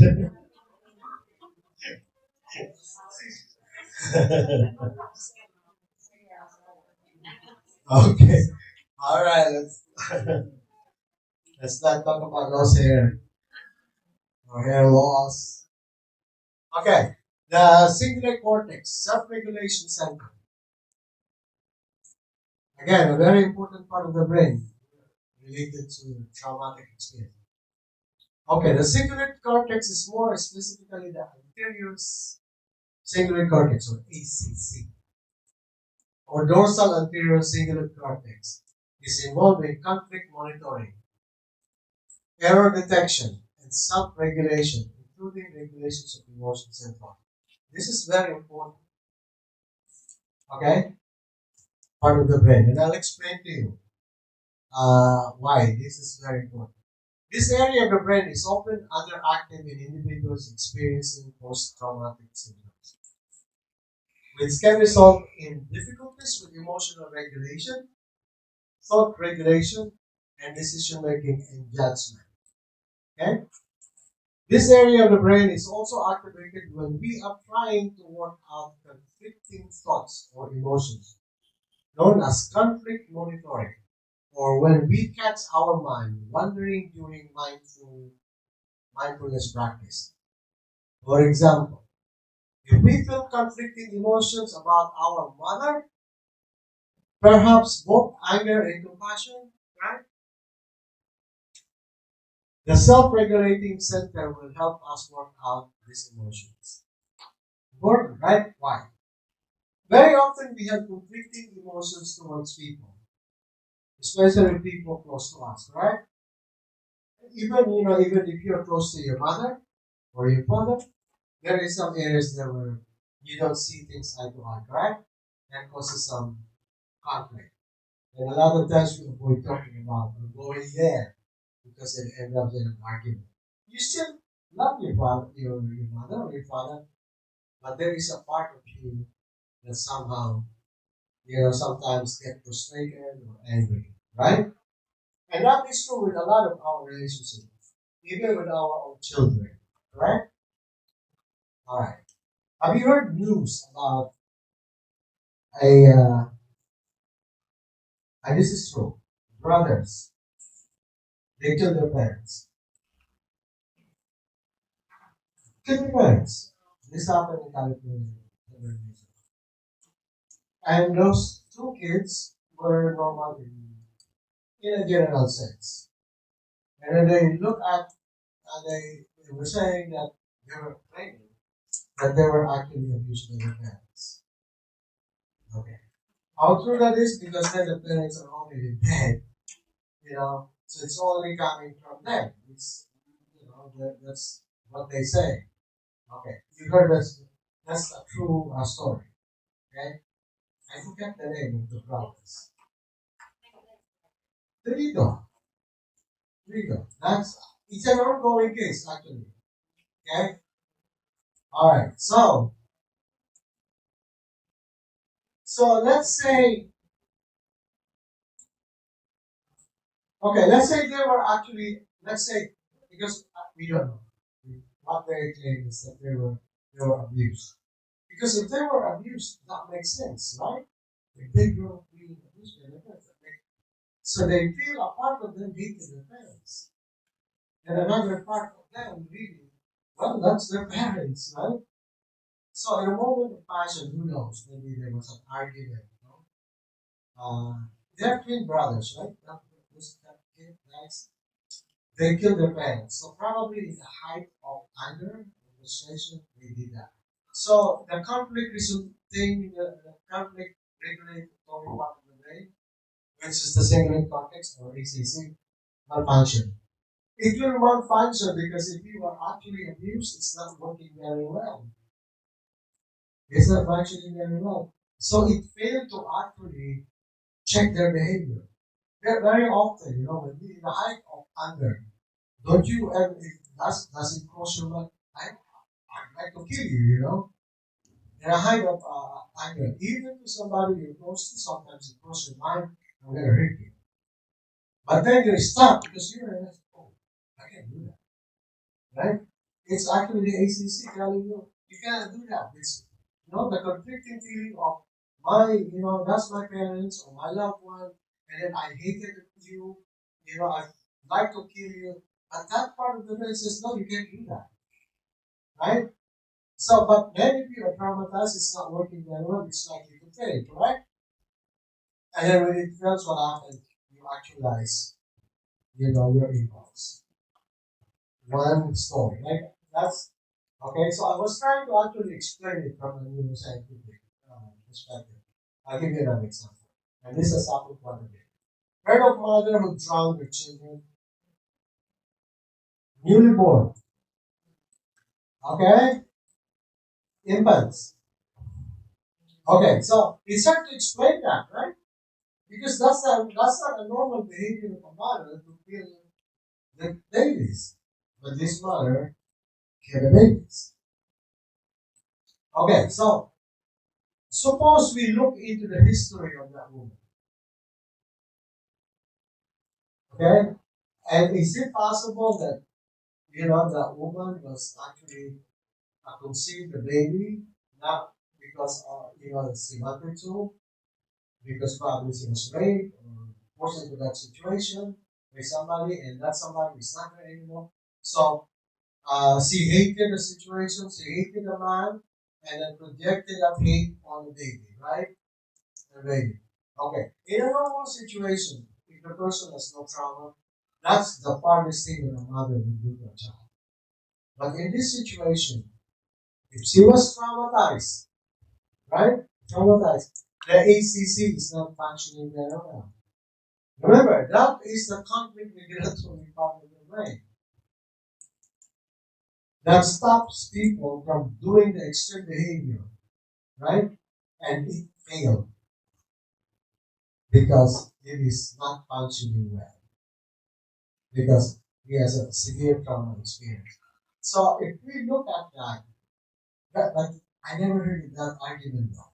The thing, I never heard that argument. Oh, your ACC failed. Or will that hold in court, right? But you have to find a rational explanation for that behavior. The woman was not crazy.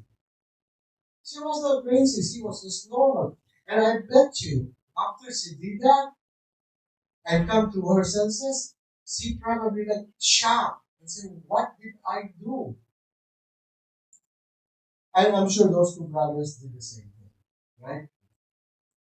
Yeah. And that's what prevents us from killing people we love when we somehow, like intense love begins intense hate too. It's the other side of that coin, right? If you're capable of the positive emotion, you're capable of the opposite emotion, right? And don't we have that sometimes? People that means a lot to us, and you get so angry, and you feel like doing something really stupid, and then you catch yourself, I cannot do that because I love that person. That means your ACC is working very well.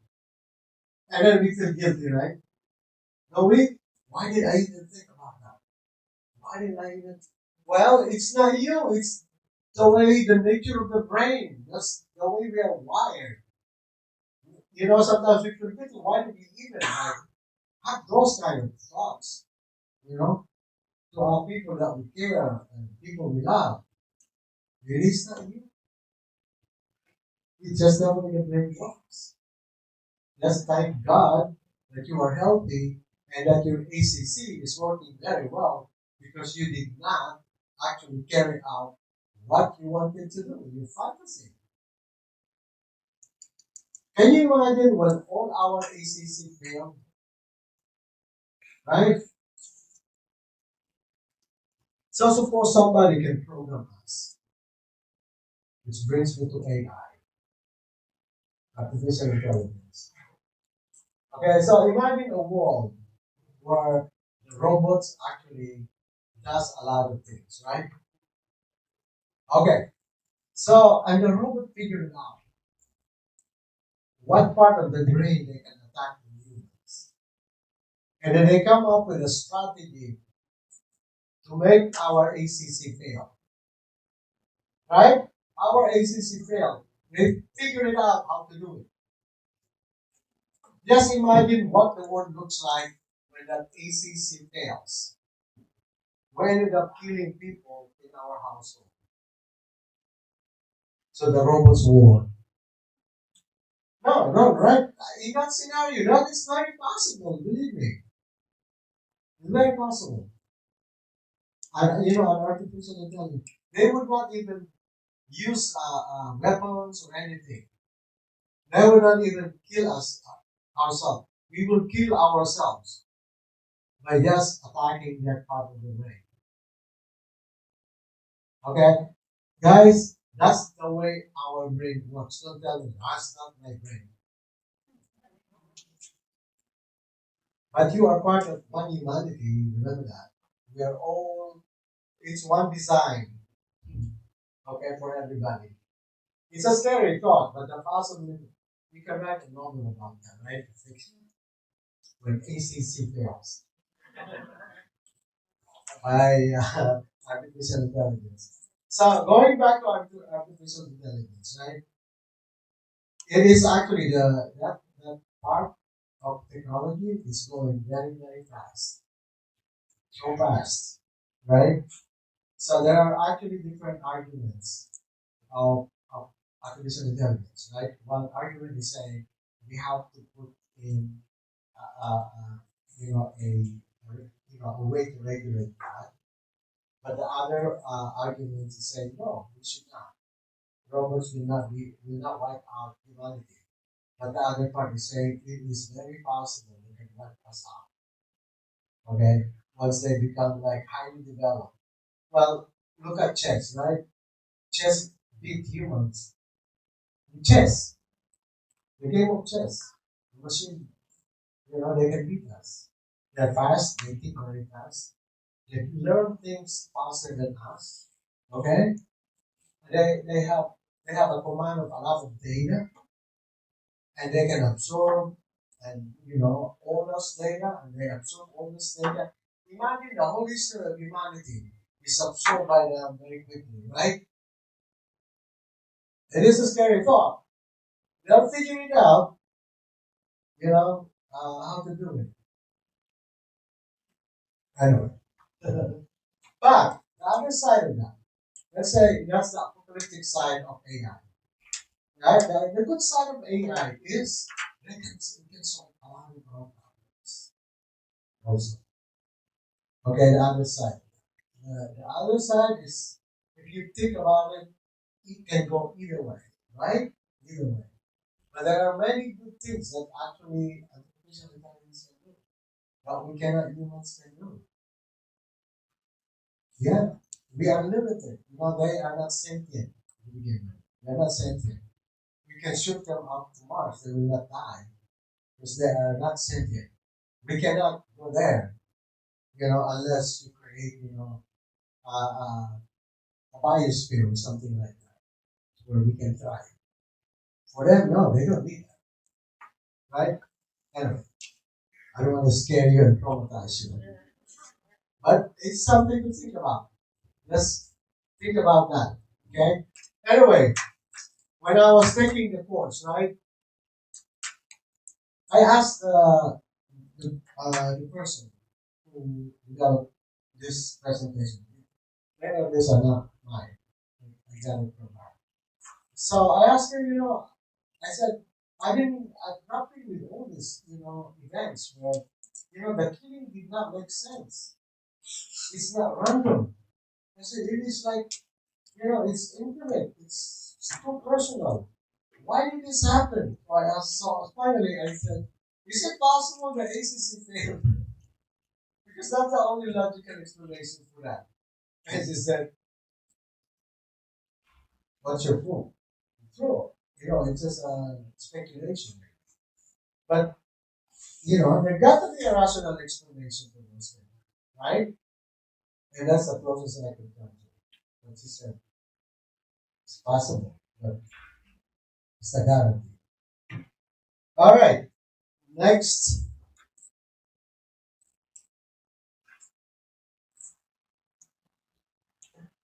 Okay, so they are interconnected. By the way, they interact inside those different parts of the brain. I'm only highlighting the parts of the brain that is actually connected with a traumatic experience. The brain is more complex than that, by the way. Okay, I'm just simplifying it so we can understand and map out what happened to the brain, during traumatic experience. So the brains all those different parts are interconnected. Connectivity between these brain areas impact an individual's symptoms and functioning. Cortical subcortical connectivity. Okay, cortical subcortical. In other words, for example, connection of the cortex to the amygdala, right? So the cortex regulates the amygdala. So in normal cases, if the cortex is saying, hey, that is not really an emergency, but stop mobilizing the body. Then the cortex tells the amygdala. There it is. Okay. No, I mean, they're not connecting, right? The dysfunction of the amygdala overtakes and suppresses the cortex. Once the cortex is suppressed, there is no rational thinking. The amygdala takes over, right? Mobilizes the body, even though it's not necessary. That's what happens. Okay, so the connection, they're all connected. The cingulate cortex down to the fear brain center amygdala and allow for down-regulation of the amygdala, thereby reducing fear responses and negative emotions. So, can you imagine when those connection fails, right? So the brain is go crazy. Insular connectivity, when by directional connections between the amygdala and the insula are strong, it leads to exaggerated fear responses. This is because the insula detects an aversive bodily sensation, right? and then communicates this to the amygdala percentile, which in turn might catastrophize those sensations. Okay, so it could be any sensation. It could be like um,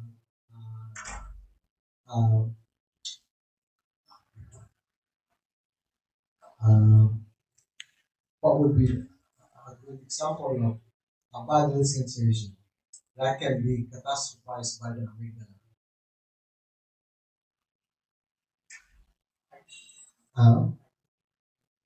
Uh, Hyperventilation. Okay. Yeah, yeah, possible. You know, you're hyperventilating and basically it sends a message to the amygdala saying you're having a heart attack or something like that. But actually, it's the cortex will decide with that. But then, uh, so I think what happens is once the amygdala is actually, how do you call that?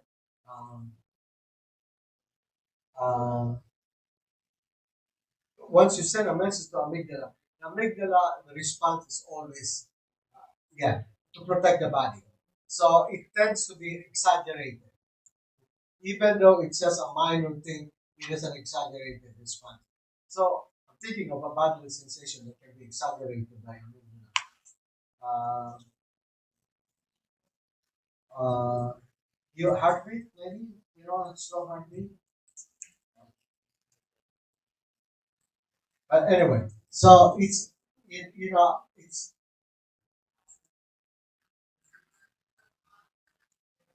aversive bodily sensations, and then communicates this as a as an emergency. Anyway, I cannot think of one. Okay, so these are the connection. The connectivity can also be dysfunctional, and once that connectivity is dysfunctional, it also affects the way all those parts of the brain function. Okay, all right. So let me, from a historical perspective, how much time do we We still have 1 hour and 30 minutes. have? Okay, we have one more.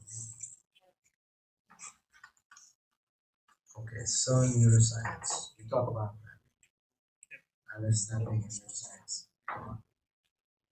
Okay. Yeah. Before I proceed, any question about this? The neuroscience of trauma?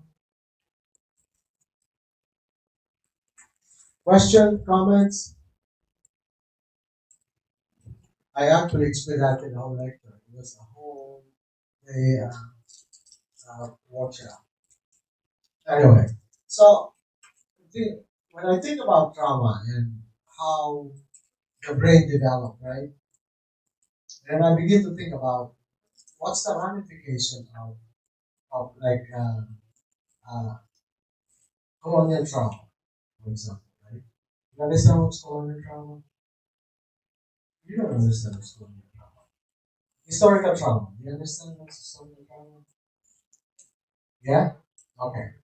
So there is something as in, intergenerational transmission of trauma. Intergenerational. Okay. So in other words, a trauma experience is transmitted from one generation to the next. Right? So how does that happen? And what are the evidence that it can be actually transmitted to generation? One compelling study is the study of Jews who survived the Holocaust. Okay? They survived the Holocaust. So that was what? How many years ago was that? More than 50 years, right? So we are on what? We are on third generation now, right? We're talking about the Jews who survived the Holocaust. So they are into third generation now, right? So the third generation, especially, is so removed. They're so removed from what happened 50 years or 70 years ago, correct? That's well, almost. It's actually more than that, right? 1945. That's that's a lot. 70. How many years has gone by? 70? Okay, let's say 70 years have gone by. So we are on third generation now, right? So the third generation Jews who descended from those who survived the Holocaust, they are so far removed from what happened, correct? Okay, so how come some of them, a significant number of them, still show symptoms of disorder, anxiety disorder related to surviving the Holocaust? Okay? So, how did they get those? Paano ba nila namana yung mga symptoms na yun? You know? Right? Anxiety, over, over what happened like 70 years ago. How did they how did they get those? And the body is showing those symptoms, right? So bodily. So it was like the symptoms, the effects of the Holocaust was transmitted from that generation, the next generation, and even the third generation, because they are showing still symptoms of the trauma in their bodies. Okay, so they begin to actually study that, and the study of the transmission of trauma from one generation to the next is called epigenesis, right? So what is epigenesis? The doctors, what is epigenesis?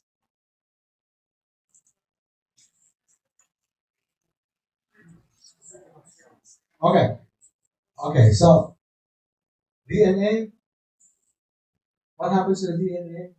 This, okay, it was altered by, it recorded the trauma of the Holocaust, correct? It's in the DNA, right? Okay, it's actually recorded in our physical body, in our DNA. That's the first generation, though. Then it transmitted to the second generation, the children. And then the children of the children got it too. So in other words, the changes in the DNA was transmitted from one generation to the next, correct? That's called epigenesis. Okay. And that's the basis for the study of historical and colonial trauma. So far clear? Okay. So far clear, right? Okay. Let's make it local to the Philippines. Localized. All right.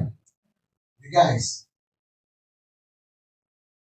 who do you prefer as a girlfriend? Light skin or dark skin? Come on, be honest. Who do you prefer, light skin or dark skin?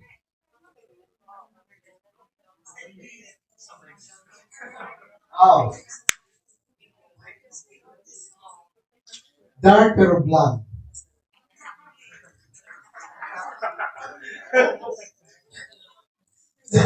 Dark pero blonde. Now, okay, so generally we favor white skin. And a lot of times it's, come on, it's unconscious, right?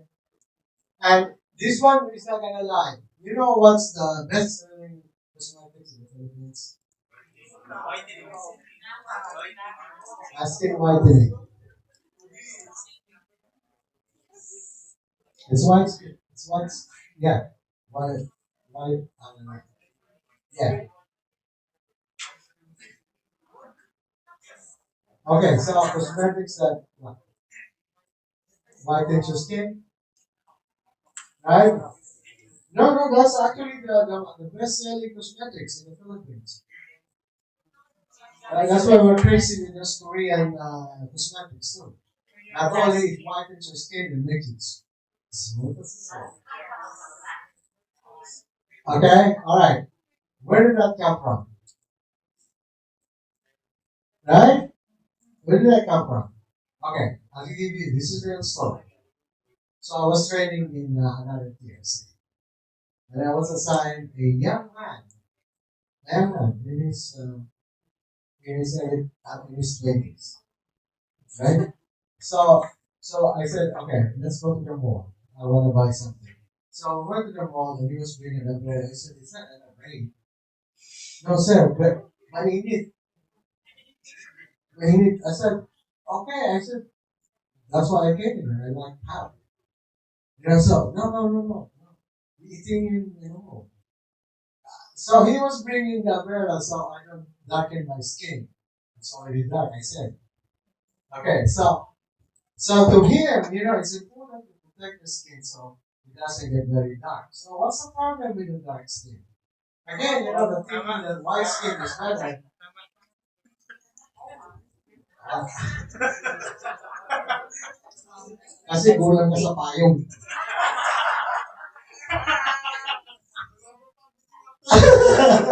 Wala ka pabili. Magkapote ka. Okay. Now, seriously, right? We are so obsessed with white skin. Seriously. We are. Okay? And you know what? Alright. We were in my generation. And I'm not surprised that until now. That was like an eye opener to me. And I says, oh, he still thinks that, white skin is better than dark skin, right? That's the only reason why he was actually red. And I was telling him, no, no. I said, we look funny with that umbrella. We look so funny with that. I said, can you imagine in the US, in New York, if the sun is bright and we were walking in with this umbrella, everybody would be like, these guys are crazy. Okay? Alright. But here, normal, right? Normal. Okay, so going back to my point. Okay, so all of that, we have remnants of colonial. It's part of what we call, for lack of a better expression, colonial mentality. To think that actually white is superior than one dark skin or brown skin. Okay? Now it does not stop there, guys. Okay? And mind you, a lot of these experiences is I believe in epigenesis. Okay. Let's push this backward. The story of how we were traumatized. I'm going back. I'm still talking about trauma. This is now national trauma we're talking about here. Okay? Alright, so imagine our ancestors, the way they lived. Okay? I'm gonna bring you back to history. Forget about what you read in history. In your school. It doesn't paint a good picture. An accurate picture. What happened really is our ancestors were free people. And until now, we go to the barriers, we just live quietly. We're not ambitious. We just live, harmoniously with our environment, with our people. We have deep respect for our environment, right? Yeah. And do you know that every Filipinos, our ancestors, there is no such thing as one title. There's no one title. You wanna cultivate the land, you just have to tell the barangay, hey, listen, I wanna plant some corn over there. You know what they say? Okay, plant corn. Just give maybe, you know, 1/4 of what you harvest, you give it to the community. That's the way they did it. Give some to the community, and you can keep the rest. That's no title. Okay? And that's how we live. Our temperament is just like that. We're not materialistic or anything like that. Right? But we were also trading with our neighbors. I know. I'll tell you why I say that. We know people from Vietnam. We know people from Java, from Cambodia. Okay? We were traders. So trading centers usually are, by the sea or the mouth of the river. Okay, that's where business. So there were trades going on. Okay? And we were happy to live like that. We were not going to Vietnam to invade Vietnam, or that kind of thing. That went on for a while. I'll tell you what. Just look at the cuisine of Southeast Asia, how similar they are. Okay? So now, tell me, who started patis? Huh? Who started patis? The Vietnamese? The Chinese? The Filipino? The Ilocano daw. Masyado ng mga regionalist po yun. Hindi mo rin patis. Okay, so we don't know, right? But in other words, whoever started it, started sharing it, right? They're probably trading patis. No. That too. Is that you? Okay. Okay, that's one. That's only one. How about Magoo? What's that with Magoo? Now, I know Patis is all over. The best Patis, I'll tell you the secret. Vietnam. They're the best Patis. I used to smuggle Patis when I was working in the UN and BCP to New York. Okay? Because they had such wonderful Patis. Okay. Magoo is also rampant in Southeast Asia, right? Each country has their own version of Magoo. It's all the same. Shrimp based or fish. Okay, so again, in other words, we were exchanging those ideas, right? Proceed. Okay. Now, let me ask you: is balut really Filipino? Is balut really Filipino? No, not even Pinoy. Do you know that actually in Vietnam they have balut, right? Not only balut, but they have grades of balut. Yes, according to how old the chicks. If you say I want 18 days, I want 20 days, they have those. Balut. Okay? Okay, now, you know what they call balut? Siklop. Okay, so now, this similar sounding, right? Balut, siklop, right? So now I was starting to wonder, is that really Filipino or the Vietnamese brought those balut in here? The idea of a balut. Okay? I don't know. I was just saying that they have a more sophisticated system of balut. It's not just balot and penalty. They have more than that. And the sound is similar. So I can cite you a lot of similarities among Southeast Asian. Even their music, the theme of music, like planting rice. The Vietnamese is a version of planting rice. Okay, so even the music, I traveled those countries, so I can tell you the experience. I spent a lot of time in Southeast Asia during my work, when I was working. Anyway, so I began to actually observe a lot of things, in the area. So Southeast Asian, we traded. Going back to my story, so don't believe that the Philippines was discovered by Nigeria. It's BS. Okay, now it's people here know it's something already in Southeast Asia. And then the other thing, the temperaments of Southeast Asian is very similar. Okay, I love to travel uh, uh, internationally when actually the stories is Southeast Asians. Big difference between them and the Europeans or even the Americans. I think the most friendly people are Southeast Asians. Very friendly people. I mean, the Vietnamese don't speak English, but I spend time with them. They're as friendly. And they're very much Filipino. I mean, even their habits. Like Filipinos, when they drink beer, they pile up their bottles on the table. They used to do that. I don't know if they still do that, right? Like the bottles like, line up on the table, right, when they drink. When I was in Vietnam, they were doing the same thing. They were doing the same thing. And then they love to party, they like music, they like to just having a good time. And it reminds me, so I felt very unhumble. I said, look, you know, this guy is just like my people, you know? So, even Indonesians, the same thing. Malaysian.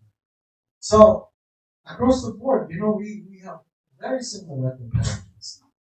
It changed after the Europeans came.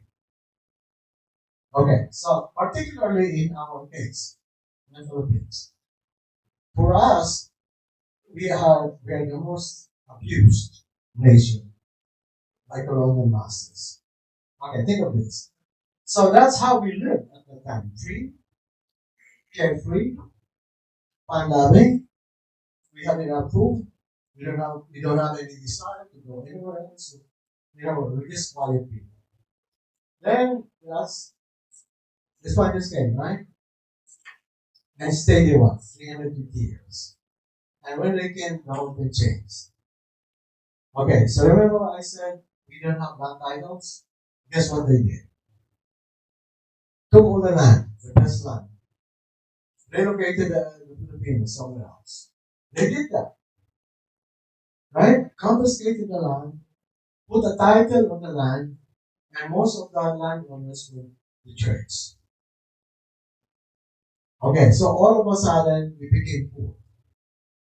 All of a sudden we became landless. And not only that, we are allowed to actually cultivate the land. What happens to the produce? You cannot sell it. You have to sell it to them. You sell it to them, they sell it back to you. Got it? So now imagine being in that position. Oh, you were very secure, right? And all of a sudden you feel very insecure. Your livelihood is taken away. Your life is taken away. You got relocated somewhere else. Alright, so that's what happened to us. Now I ask you, is that a form of trauma? Yeah? And then not only that, they make you feel what? Second class citizen. Or not even a citizen. Do you know that they think that we cannot be saved? They converted us into the faith. But they they said we cannot be saved because we are not pure blood. Limpieza de sangre. You know how you hear that. That's a principle that matters. Limpieza de sangre. You know why all those priests and priests revolted? Because they were treated as a second class person priests. They were not up par with the Spaniards. Okay.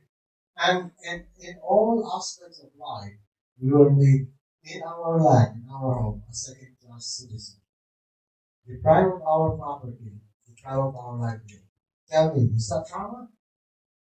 And not only that, we suffered that for 350 years. Now, talking about epigenesis, is it possible that our DNA was altered by that drastic experience and somehow we transfer those from one generation to the next? And eventually, we begin to believe that white is superior than brown, and we believe that, right? We believe that, we are inferior than them. Okay, so that was included in us, and that happened to be in years. Then down the road, we inherited that. Okay, so maybe that's a way of explaining why we are so obsessed. Even the young people are still thinking that white skin is more superior than brown or black skin. Who knows? Why explain to them where that came from? We're the only people who actually think that way. Other young people elsewhere doesn't think like that. But what? Why us? Right? So the Genesis, historical colonial trauma. Right? Now remember what I said. When you are people is traumatized, it actually it comes out in our behavior, our perspective and attitude. Is it possible that our attitude and perspective have been shaped by that experience of being under them? The trauma, historical trauma? Will that explain why among Southeast Asians we lag behind? And economically, we do. Okay, even as poor as Vietnam back in the days, they are bound to overtake us economically. Vietnam. Do you know Vietnam was devastated? That's not long ago. The 70s. Yeah, when the Americans left Vietnam after the Vietnam War, Vietnam was devastated. Devastated. Totally. But when you go back to Vietnam now, it's coming up. It has a very strong families. Okay?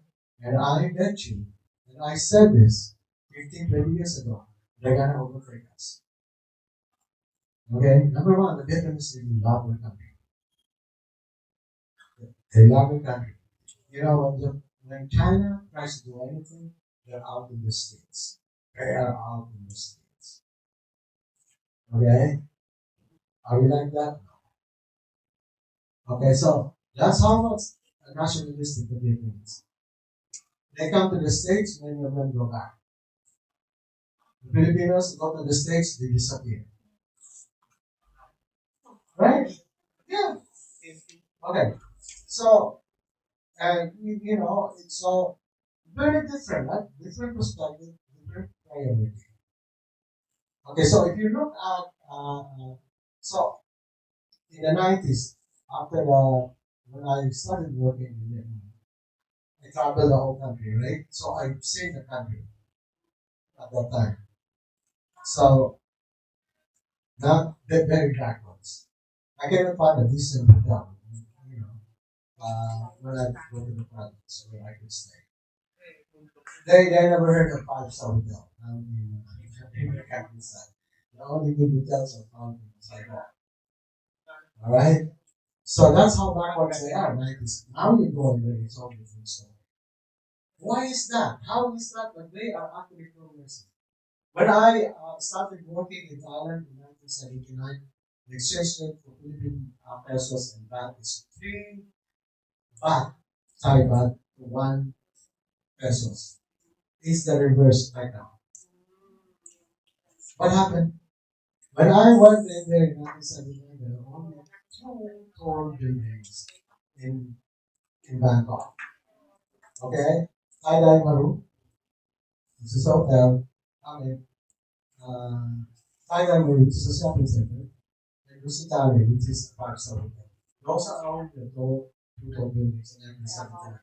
1979, we already have Ayala, Makati, tall buildings there. Now you go to Thailand, you will not recognize it. Okay? They are more progressive than us. What happened? It was backwards in 1979 and we were actually doing okay. Alright, so why is it well left back? And the only explanation, I mean we are smart people. There's no doubt about that, right? There's no shortage of brain power. But it is actually the problem of infrastructure and sense of priorities, right? Of our country. We are a traumatized, abused people. It's coming out from the way we look at them, look at things, and sense of priority. All right. So trauma is real from an individual perspective level into a national level. What? Listen, I spent so much time trying to figure out the Filipino development. What happened to us? Why did we spend? And the only thing I could actually come up with as an explanation is because of our history. So if there is such thing as epigenesis, we are actually inheriting the trauma of our ancestors. And we're playing it out over and over and over. Okay. I don't need to make you depressed, right? Okay. But I think the solution is to have enough self-awareness and understanding about ourselves and about our people. Why is our politics so broken? Trauma. It is because of that. We are traumatized people. Okay? So how do we get over this? I mean, individually, I think we need to develop some self-awareness and reflect ourselves and have an understanding of our past in order to understand what's going on in the present time, right? So our kids, our students, they suffer the consequences of what happened millennia or I mean hundreds of years ago. 350 years is not a joke. That's a long time for being put down and looked upon as a second class citizen. So it was ground, we were grounded to look at ourselves as inferior than that. And to this day, we feel the same way. The white is superior, American culture is superior. And Filipino culture, we just have to copy them, right? We copy them. Where is the innovation? Where is the expression of the true self of us? We're struggling with that because of the burden of the past. So, for us, is actually open our eyes, develop some understanding, And I have attempted to actually fix the problem. I have a program called My School, My Home. I try to do that, right? Where actually students can begin to talk about themselves, what's going on, not only academically, but what's going on in their lives, right? Begin to understand himself better, develop a strong sense of himself as a Filipino, because we don't have a strong sense of being Filipino.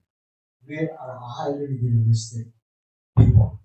And you know where that's coming from, guys? It's mindfulness. I don't know if you know. Some of you don't, right? The way they actually rule us is to divide us, right? Okay, here is an example of that. There's a rebellion down somewhere. They get people, Filipinos from the north, organize them as soldiers to fight Filipinos down in the south. That's what they did. So they heightened, and they did not teach us Spanish because that will unite us. Encourage regional languages. Speak Ilocano, that's it. You know, you're Ilocano. Or you can fight the Bicolanos because they don't speak your language. They're different people. That's the way actually they sold us, right? That's how they did it. But then you know it goes down to history. What we are actually we believe that, and until now we think somehow like that, right? It's not a put down on anyone. It's all of us, you know, all of us. That's subject to that. We did that. It's not our fault. It's a historical tragedy for us. It's a historical tragedy. So I want you to know that, right? That, you know, it's a tragedy that happened to us. And we are paying for what happened in the past. Unfortunately, it's the trauma. That's how pervasive and deep trauma can actually hurt ourselves. Because we are a witness to that. Okay? And that trauma partly explains why we cannot move forward. It's almost like moving forward, two steps forward, three steps backward. You feel that way? Right? You feel that way? That's the way I see it. I don't see really much. But, you know, our mission from this is new buildings, uh, development here, development. That's not progress. Progress is the way our, you know, us, as a people, quality of life that we live. That's progress. Right? We have higher quality of life. No, I mean, look at where inflation is just overtaking our income. I can tell because when I started this training, like, the exchange rate which was $50, 50 pesos to a dollar. Now it's 56. Yeah. So anyway, so it's the solution probably is revamping our school curriculum, right? And finding a way for our young people to really get a sense of history and then you know an understanding of themselves and developing a strong sense of we as a people, as a Filipino, because we don't have that strong sense. Right? Okay, so that is historical trauma from a national perspective. So an individual perspective. So our clients definitely, you know, many of them have poor because poverty is that could be a source of trauma experience. Do we have Filipinos who suffer tremendous poverty? Where they are struggling on a daily basis just to survive? That's very traumatic. You know, uncertainty of livelihood, of surviving, that's traumatic. So it goes on. So we have a substantial population of Filipinos who are traumatized. And many of them will end up using drugs. I'm not saying that all of them, but many of them will end up using drugs. Some of them are so resilient that they will survive the challenges. Some of them will rise above those challenges, right? But not so many. Because resilience is not distributed equally. Remember that, right? Resilience is one thing that can neutralize trauma. Somebody can live a very traumatic life, but really do not suffer long-term consequences of trauma because of resilience. Okay? Sadly, though, resilience is not distributed equally. Only very few people have that enough resilience to overcome the kind of traumatic life or difficult life that they have. So those, a lot of those who cannot survive, that's the people who become a problem in our society. They become criminals, they get involved in drugs, they end up in prison. Our prison is overpopulated by those people who cannot survive out there because they don't have enough psychological resilience to end up doing what they're doing, and many of them also end up in our TLC. So I just want you to be aware of that and probably include that in our curriculum. We get to really find a solution to address that. Unless they actually overcome that, they keep going back to the same way of coping. This is the way they cope with the difficulties of life outside. It's easier for us, to say, hey, just stop using drugs. As simple, that's easier said than done.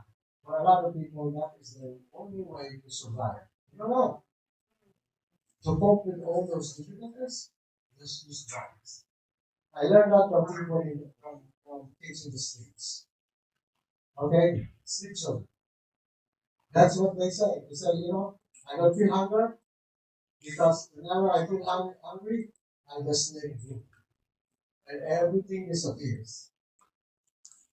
Okay? Alright. Questions, comments?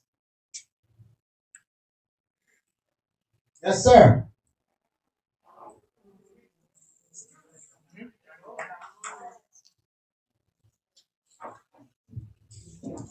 I would want to go. Since we are talking about parts of the brain affected to sa trauma, I was just wondering for if within the context or utilizing concept of neuroplasticity, um, does provision of consistent, safe, and non-threatening environment will actually help to stabilize or normalize itong parts ng brain niya po na ito para matulungan yung mga patients natin in case na meron silang traumatic experiences. Okay, so we always aspire for a safe environment. That's a precondition for it. Okay. Safe environment. And we struggle creating one. That's a reality, right? Because some of our clients we still have that mentality. And many of the threatening behavior that they do is actually a defense mechanism. It's a way of compensating. Deep inside they are actually afraid. Deep inside they're afraid. Okay? So yung mga pagka-gangster na gawin nila, which is it creates a safe environment, it's coming from that fear of fear.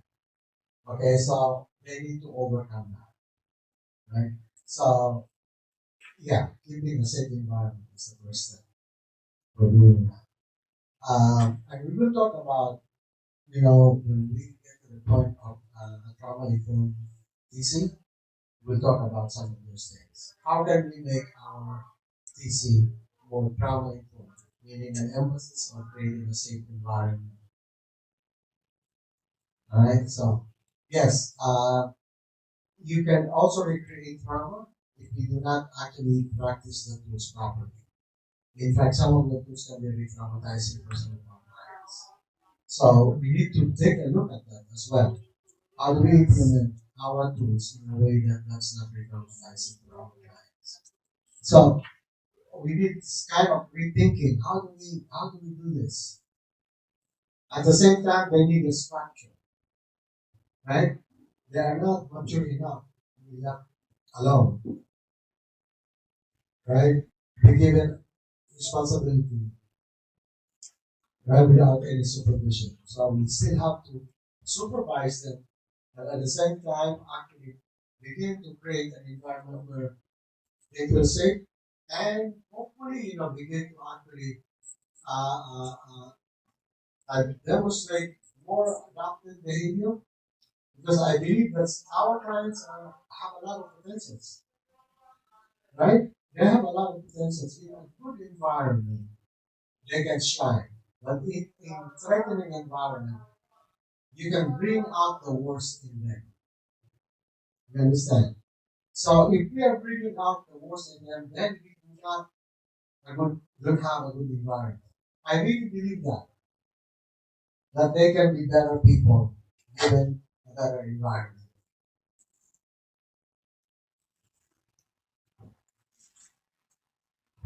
I forgot what the process is called, Doc. Basta it's easy to global haircut or a blasting. Basta it's a process when a resident stands in front or against surrounded by other residents and then someone talks to that resident with high pitched voice. Is that okay or is it re-traumatizing? That's ancient approach. We don't do that anymore, and we should not be doing that. Okay? I know I know where you got that. They used to do that. Well, we used to do that. Okay, so that's not done anymore. It should not be done anymore. Okay, that's not therapeutic and never therapeutic. All right. I'm okay. Hello. Hi. Who are house parents here? House parents. Do we have house parents? Okay. Is that the house parents and your managers? Or you have house parents? Staff, staff po namin ang house parents sa session po namin. Is it like a staff? Yes po. Okay, but we don't have any house parents here? Designated as house parent po, so sorry. So how many house parents do we have? 8 po. So bakit walang house parents sa training mo? Sorry. Isa lang? Yung original na house parent po kasi namin is nagkasakit sila, nagkaroon po sila ng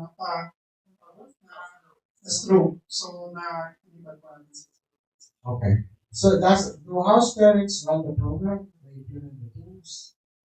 Supervise more on security and safety po. Okay. But they interact with the residents, right? Yes po.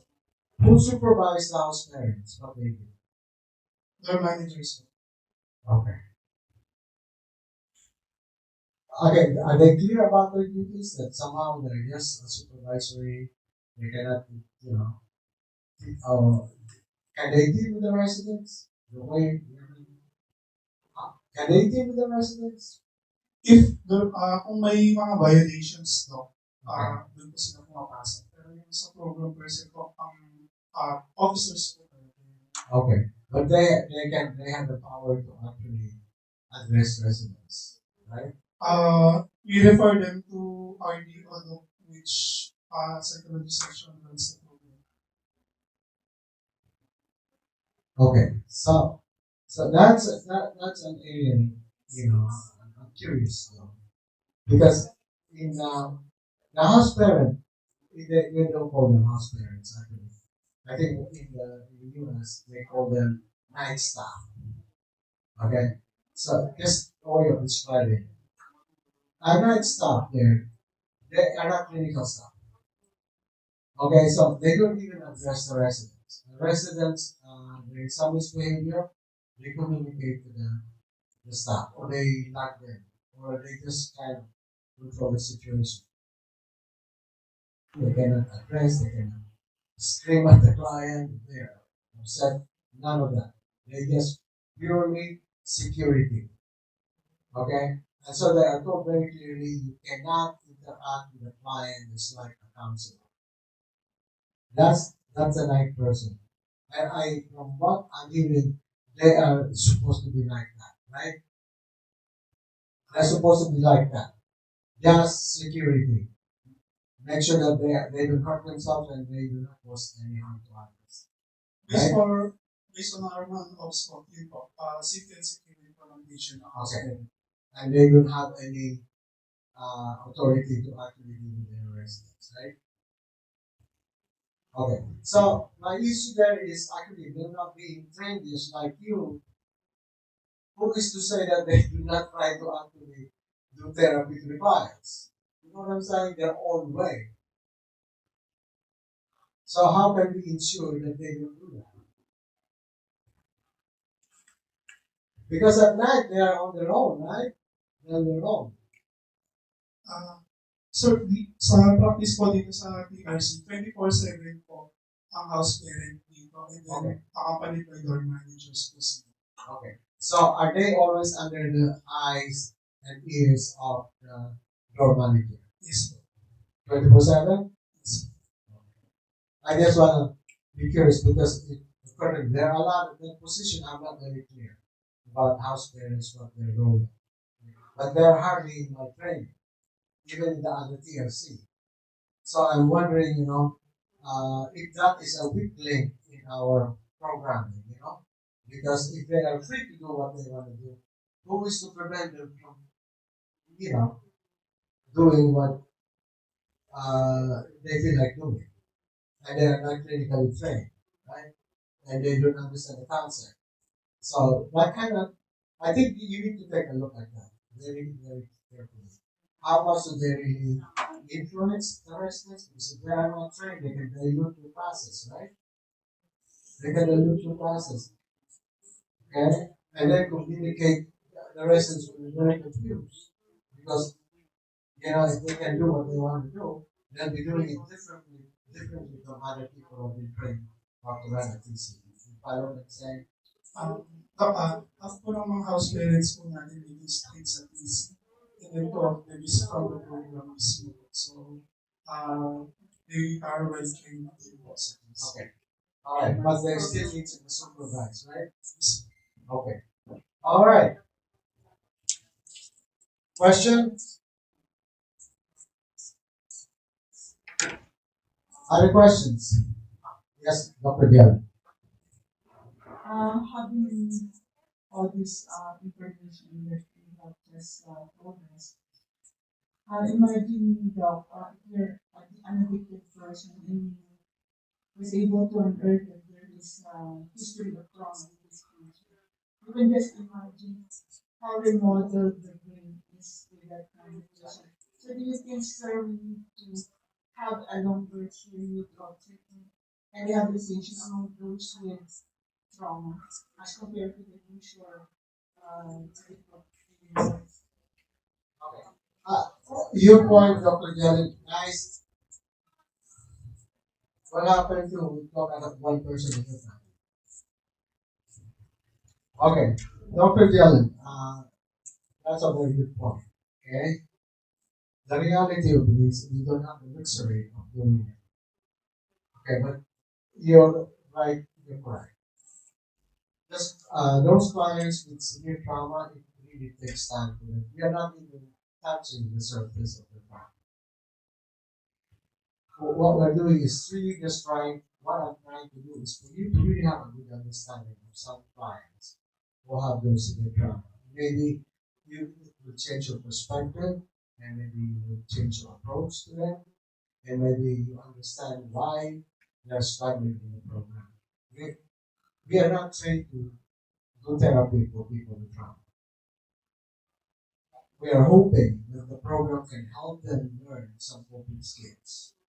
So that when they are triggered, when they're triggered, they do not rely on go back to using drugs. That's our hope, right? But that's not therapy. That's only learning coping skills. Uh, to that's go into deeper into their uh, issues, trauma issues, requires more training. There are stages of treatment for trauma. What we are only doing is the very first stage, which is teaching them coping skills. And hopefully, in the process, understanding what happened to them. Getting a sense of making a connection that somehow my problems I have is related to what happened to me in the past. Make that kind of connection, right? And maybe somehow when they leave from here, on their own, they will seek out some ways to actually heal themselves from trauma. We're hoping, right? But like I said, how many people specializes in trauma therapy? It's very new for us, right? Very new for us. Uh, so that's all. That's the best we can do.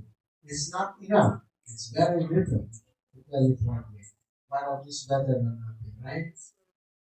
And then if they can just stop using drugs, that's one big step already towards healing. And we're hoping that if they stop using drugs, somehow they make good decision and they make good connection with people who actually can help them somehow overcome the trauma they experiences. That's possible, right? But if they continue to make poor judgment about the people in their lives, they will continuously be traumatized. You know what I'm talking about? So if they find good support system, right? Relationships that are very positive and helpful, as long as they stay drug free, they might be able to overcome some of those traumatic experiences that they have. Alright? So that's what we hope to happen. Okay, thank you, John, for the question.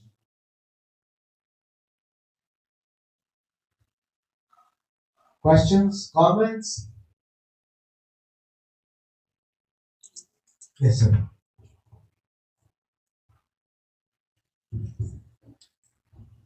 Good morning, Doc. Speaking of yung mga patients or clients na may trauma, is it better po na you give them a bigger margin of error in terms of violations inside? Like, parang mas i-consider po ba natin sila? Parang ganun. Or will it be unfair for the other residents na maging ganun po if ever? Or kung pwedeng i-share po ba yun sa community na traumatized tong patient na to? Parang No, ganun po. no, no. To be on the safe side is actually look at the way we implement our tools. Okay? So if we are become more aware about trauma, I'm hoping that the way we implement the tools, we avoid re-traumatizing them, right? Okay. So I gave you some strategies on how to do that. Remember, I told you, talk about the behavior. Okay? So they are less to be re-traumatizing to talk about just the behavior, as opposed to really attacking them or making them feel attacked. Although that's not your intention to attack them personally, it might come across that way, right? When it come across that way, that they are being attacked, you are likely to be traumatized before traumatizing them. Okay, so the safe bet is really that approach. Okay, so and just be careful the language that you use. Okay, so I think and my hope in this is that it raises your awareness. If I can accomplish that, raise your awareness, become more aware about trauma with our clients, that would help you the way you implement the tools, the way you address them, and the way you form relationship with them. Okay, so that's my hope. Um, the other thing with that is we cannot come up with one formula for everybody. Each person is different. Right? We have different reality. That's a fact, right? So some people can handle a very intense intervention, right? And those are people who are more resilient. But some of them might not have that kind of resiliency, right? So that's the thing. We have no formula to say, hey, let's use this. The only thing I can tell you is just follow the guidelines. What I'm telling of a proper implementation of the tool. We start from there, and then dismantle those approaches. That is ridiculously re-traumatizing, by the way. It doesn't accomplish anything. In fact, it's very abusive. And I know some other TRC are still doing that. That is antiquated, totally outmoded, right?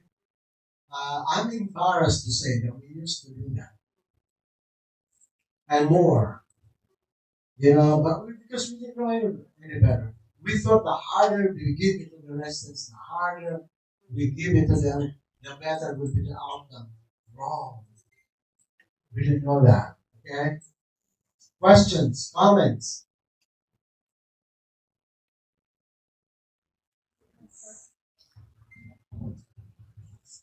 Uh, Actually, sir, when I came in here, um, I have no idea on how to handle all of these people. But then, with my experience as health promotion officer for how many years, and I've been a trainer in different lines among health worker, I was just trying to observe how the different professions handle cases. And I realized that there are times now I discover something from the patient that not one of them discovered. That is how marami tayong experience na we accuse them of manipulating, right? Uh, manipulative, mga ganon. To me, we should not stop there. We should dig deeper. Bakit sila naging ganon? My health promotion experiences, I do that way. Now, when I investigate or assess a patient, uh, complexly done, na, I dig deeper. I keep on asking and asking and asking and asking questions until I am satisfied with the answers. Then, only by then that I can make some conclusions or maybe directions on how to handle the patient. Kaya lang, I've been silent, just observing. Kasi, yun na, may mga problema minsan sa relationships between staff. But there are people who are trying to monopolize knowledge.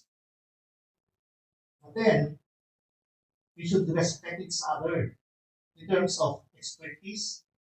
Dahil hindi natin minomopolize yung lahat eh. Expert ka sa field mo, expert ako sa field ko. Ganun lang dapat. And as I've said, we should dig deeper. We don't stop there until we find the real problem in a person.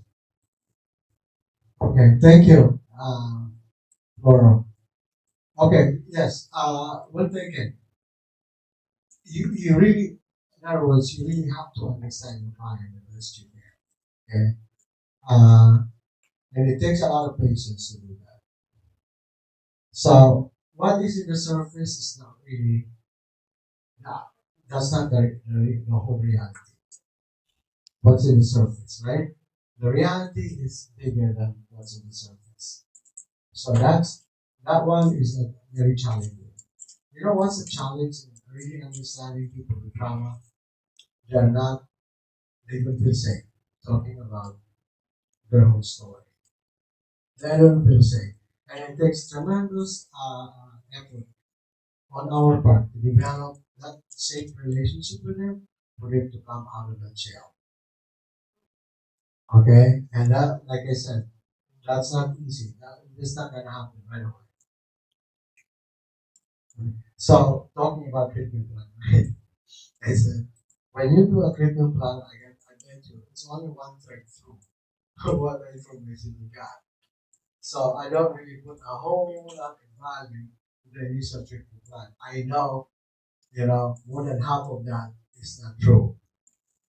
Why? Because they don't feel safe. They're not going to tell you the whole story. And after a day, they have adjusted to the environment. They feel a little bit more safe, more stable, right? Then they begin to tell the whole story. You practically have to revise the whole treatment plan and the whole psychosocial history. Even that psychosocial history, the initial one, that's many of those are not true. So you have to read the psychosocial to really come up with a more accurate psychosocial history of our clients. That's just a reality. And we base many of our treatment intervention based on the half truths. In other words, based on incomplete information. Right? Okay. So we cannot be lazy, dealing with your clients. You really have to make a lot of efforts. It's just a reality. You're not treating people who have cancer. Then they'll tell you everything that you needed to know because they know that if you know enough and more about them, you can come up with a better intervention. Correct? That's not the way our clients work. It's the opposite.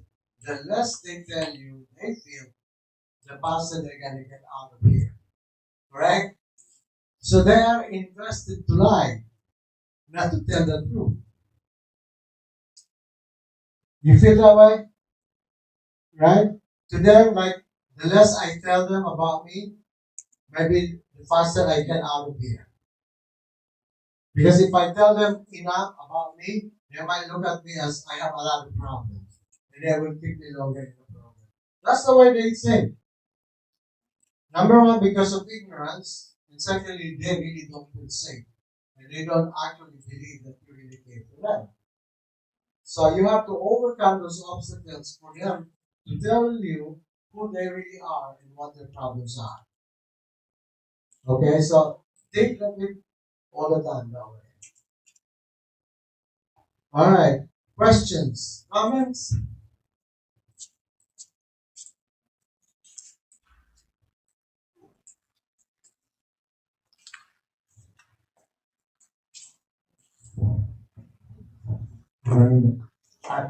This is not a question. I just want to clarify.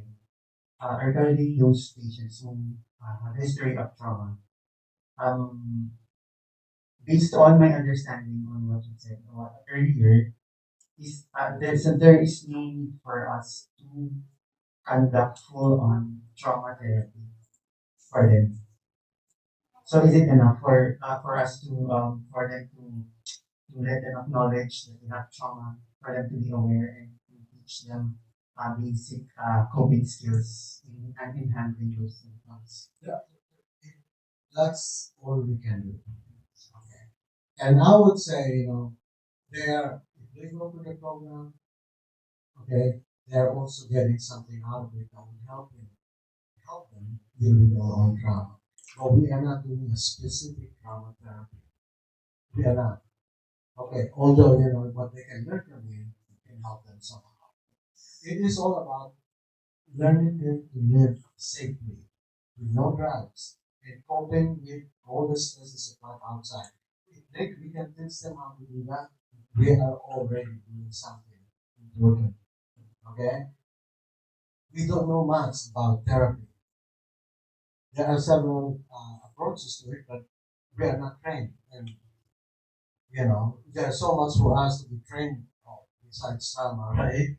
So it's only one aspect. So it's just almost impossible for us to do it. The amount of training is just EMDR, for example, this is a trauma therapy. That requires expertise, and the training for that is not simple. So I don't want to say, yeah, we're treating people with trauma. No, we're not. We're actually rehabilitating people with trauma background. Okay? Yeah. I have another question po. Regarding po dun sa pagkandak ng haircut, I just want to clarify how is it done? How is it facilitated? How, based on our practice po kasi, although it is supervised by a staff, the process of haircut is conducted by a major officer wherein they use the loud voice. So how can we avoid being re-traumatizing? All right. So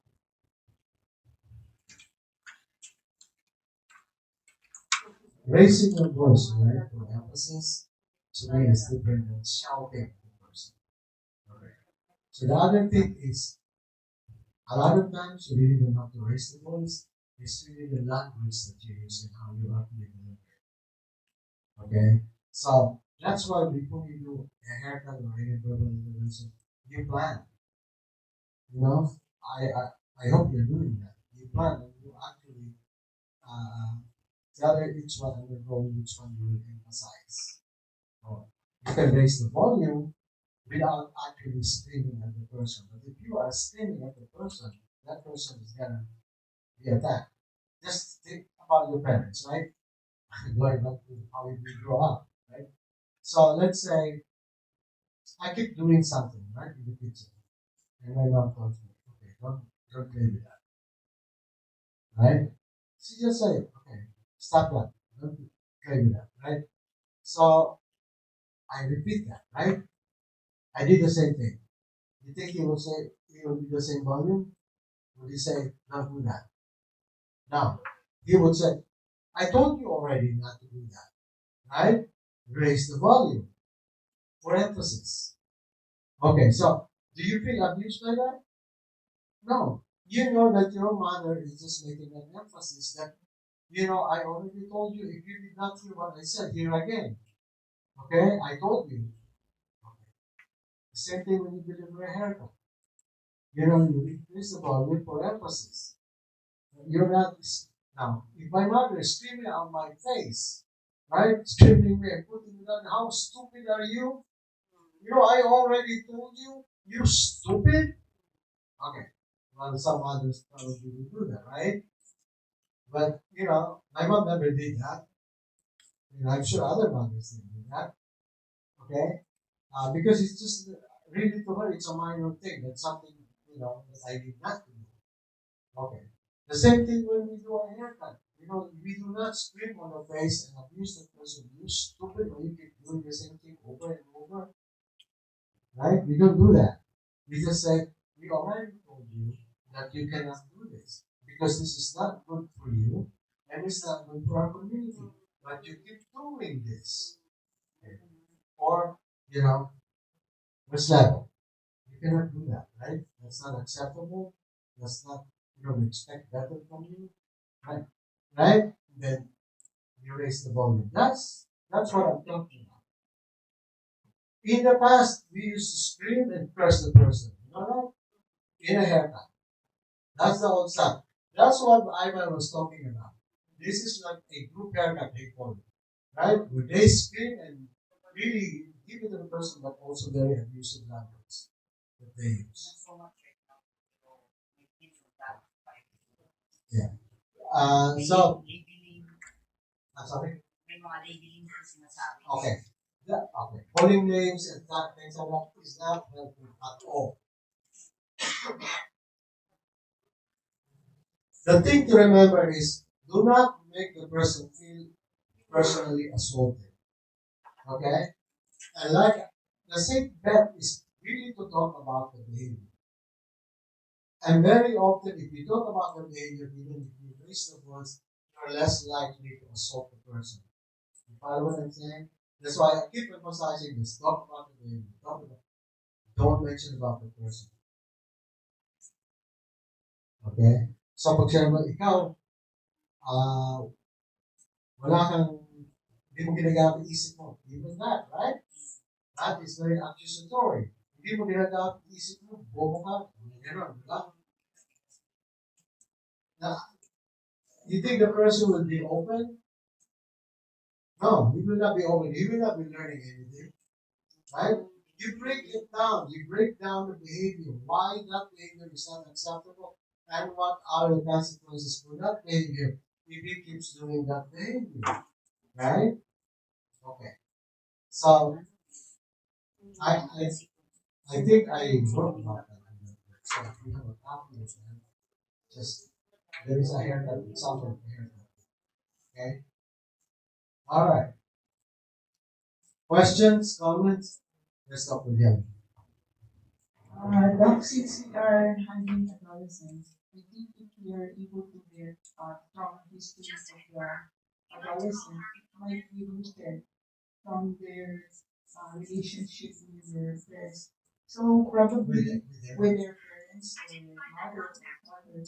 So maybe what we could do is add more what do you call this encounter with the parents, like for example teaching them also proper coping skills.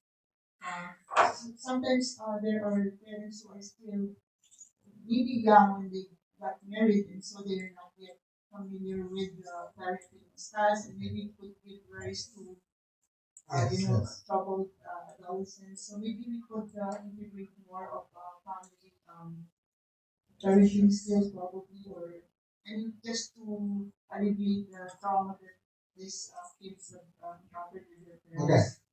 Thank you, Dr. Vienna. So it reminded me, right? How many of your residents have children? Residents, our clients. We have, is that, are there a significant number of clients with children? Ah, okay, good. Do you teach them parenting skills? Our clients,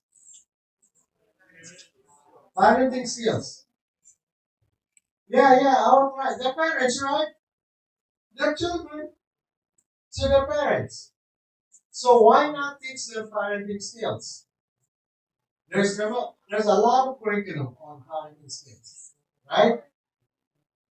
Hello, one at a time, guys. One at a time. Isn't that a good plan to teach them parenting skills? Hear me out. Because if they go back home and they don't know how to raise these kids, then those kids will end up like them, right? Okay. So we break the cycle, correct? We break the cycle. We teach them how to raise kids, how to discipline, how to implement discipline. That's not abusive. And explain to them why not abusive. Just like what we learned here. Tell them it's not helpful, it's not healthy, right? It will not help your child become better people later on, something like that. Tell them different skills on how to manage children, okay, how to raise them. It's in the curriculum. The other thing is, why not also, if you have parents and they still have younger children, you identify them, and if they're a good target for parenting skills, do a parenting skills training. Make it part of it. So, in other words, you're doing it for our clients, and you're doing it for some of the parents who are still raising kids. Right? Does that make sense? So that would be a very productive enterprise if you do it that way. Because the impact of that is beyond, what we can do for our clients, but for their children as well. By the way, that's not a new idea. We have other TRCs are already doing it. See, you just reminded me about it, Dr. Chevy. Thank you for your question. But that's an excellent idea. Yeah? Yes, no. Can we also do the creating a questionnaire and give those questionnaires to the parents of these adolescents?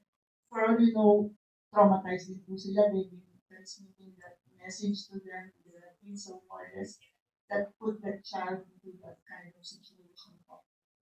Okay. So yeah, why not? Get a survey of the extent of trauma among parents. I'm actually doing this. Hopefully, you remember your score. I hope you do. We'll talk about it later on. I'm also collecting it because I want to get a sense of the staff.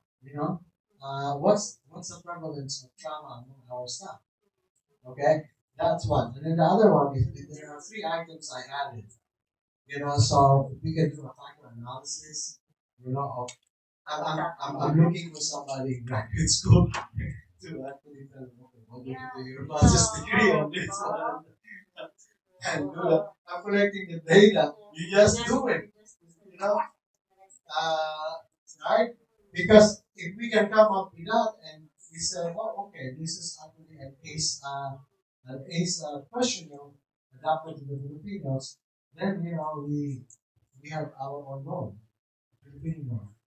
Although if you look at the 10 items, it's very universal, right? But the last three there are specific to our people. Okay, so I'm looking for somebody who will do that. I already have some samples, and I'm gonna go around. I'm gonna do the same thing over in your TRC, and I'm gonna go to Tagaytay. So at the end of it, I'll have over 100 something there. And we can get more, right? So if we can look at, the trauma. These are all anonymous, no? We don't know who actually answered. Uh, but that would be so cool to do that, right? Yeah. I encourage a lot of people. I mean, there are several people who are in TRCs who are actually pursuing their graduate school. I only encourage them to study trauma because there is very little materials. Very little materials on trauma and substance abuse. So I encourage them to actually look into it. There's so many fields, many areas to look at. Like there is another one. I told her, listen, just study prevalence of trauma and substance abuse violence in your own TRC. I said that's a good piece of information right there. All right, and if you are taking PhD, even better, right? Why not? Okay, questions, comments? Yes. Okay. Doc Emily and yes, for that. Dr. Evans, yes. Doc, I would like to comment on the question of Sir Ivan. I believe, Doc, that the global haircut is not therapeutic at all, not just to the patient but to the whole community. Because aside from re-traumatizing the patient, you are teaching the other members on how to express their anger and disappointments inappropriately by cursing and belittling the patient. And when they go outside, pwede nilang i-apply yun sa kanilang buhay na kapag nagalit na sila, illegal nila yung ibang tao. Isha-shock. Yeah, and to add to that, baka mamaya pag uwi na sa bahay, pinapapun na sa close picture yung mga anak nila. At binibigyan nila ng global haircut yung asawa nila. Ang hirap nun. Big time. No, that's true. There is nothing really productive about or therapeutic about that approach. It's if anything, it's like I said, it's traumatizing. Yeah. So I hope we don't do that here. I'm sure we don't, right? Yung again, maraming mga TRC na they didn't have the training yet, and they are actually picking up pieces from here and there, right? And then putting it together. Para bang chop suey? Okay. Now, chop suey na nasubrahan yung alak. Okay na? At walang lahok. Walang lahok at sobrang sa alak. Okay, questions?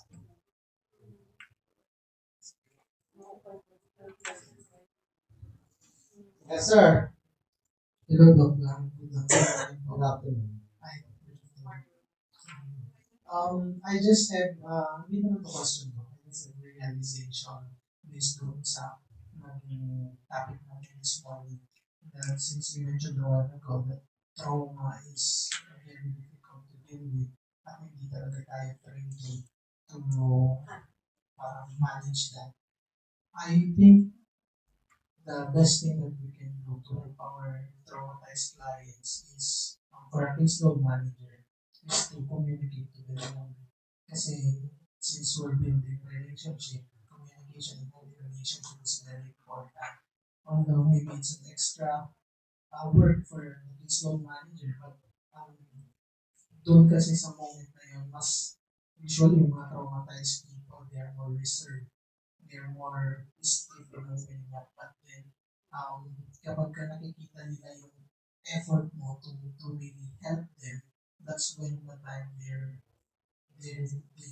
ready to open up to maybe this will work for me. And then, doon nila ma-appreciate lalo yung program na baka sakaling paglabas nila is ma-overcome nila yung trauma nila at the same time they stop using substance na pwede makasaya sa buhay nila. Okay. Yes. We're spending time. Yeah, I know you have a caseload. I don't know what caseload manager. Uh, about 20 on average, maybe. Okay, that's quite a bit if you really think about it. It's quite a bit, right? Because of the number of things you have to do. Luckily, in your case, some of the jobs are done by other people. So you really can focus on your clients. So there is no reason why you cannot give them more time. I really make an effort to get to know them very well, right?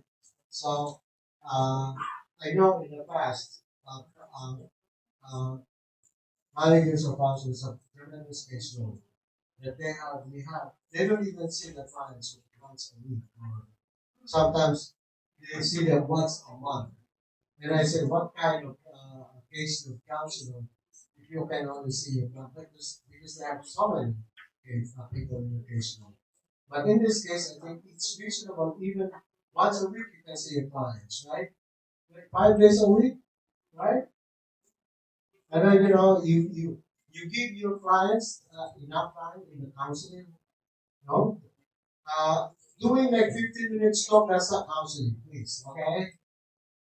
Just to satisfy the requirements. No, this is really spending time with them. Okay? And then if you do that, I guarantee you will develop very strong relationship with your clients. Okay? With that. Imagine, if they are here like 6 months and you see them on a regular basis, even once a week, that's a lot of time spent together with you. Okay? So that is a significant amount of time where you can really build a strong relationship with your client. Okay, so let's do that, right? Okay, questions, comments? Yes, sir. Morning po ulit, Doc. Last lang po siguro. In terms of the community po, is it necessary pa rin po ba na malaman ng community or ng family na this specific resident or residents are traumatized para maiwasan man lang siguro yung mga future encounters na pwedeng mag-trigger po sa resident na yun. No, it's not necessary actually. Okay? Listen, we're not treating them like fragile beings, right? No. It's just really just, uh, you know, always remember respecting them as a person. Okay, they can take some of those interventions that we have.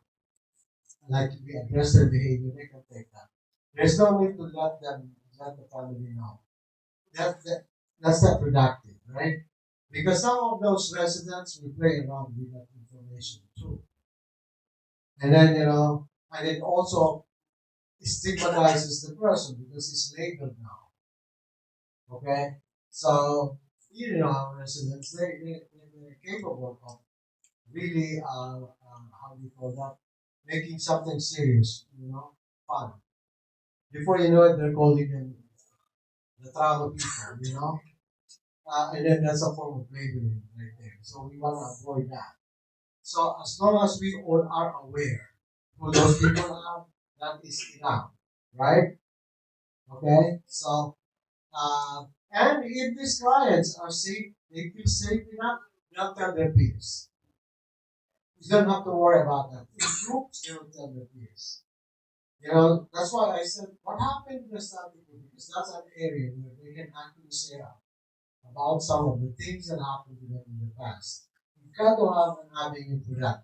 It's not enough that they can tell you on a one-on-one basis, but they should be able to tell and share it publicly.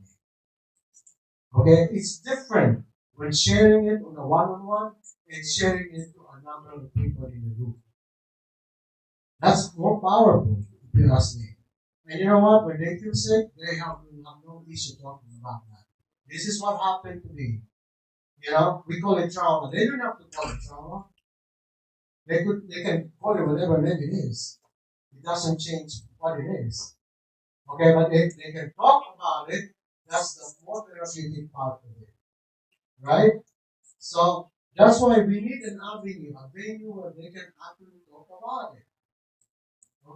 So if we decapitate ourselves by taking out something where they can actually relieve themselves or share some of these important life experiences with the rest of people, right? So we need to rethink that. We need a forum for them to be able to do that. Okay.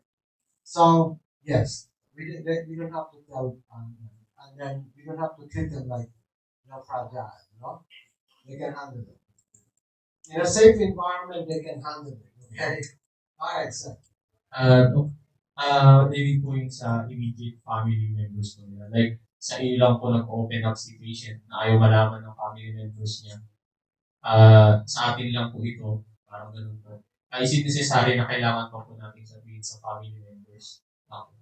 So, We respect what they say in regards to that. Okay, very important. maybe You have to respect that. Okay, question, comments? Sa likod.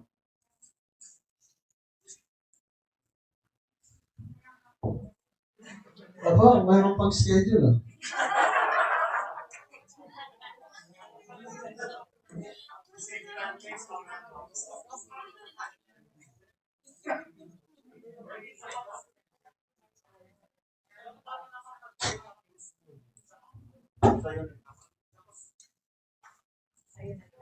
Paano naman pag hindi ka based doon, pero at least sa'yo si client, and then sa'yo nagtatanong ng mga bagay na ano. Tapos sinabi niya sa'yo na huwag mong sabihin sa case load or huwag mong sabihin sa record mo. It doesn't have to do naman sa pag-rating niya ng drugs, ano, kasi patient pa lang siya.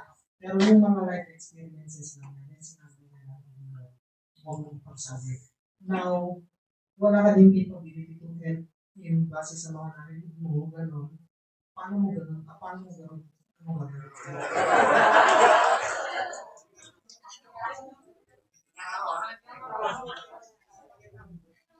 Okay. Good question. Okay, good question. First, I would actually acknowledge you for telling me you're sharing with me. I say thank you very much for trusting me about what happened. And then you cannot. I respect what he's saying. You don't tell anybody, but work with him when eventually take this counsel. So that would be, you keep up with it. Say, listen, I think it would be useful or helpful for you to tell your counselor because he's your prisoner, and he can actually make some recommendations for you. I can't because I am like your counselor. Because if I say anything, they will ask me, why did you say that? Okay? And I don't want to tell them about what you told me. So you better off actually telling your counselor. So work with him to tell his counselor. Okay? Alright. 1, 2, 3, 4. Sino ba?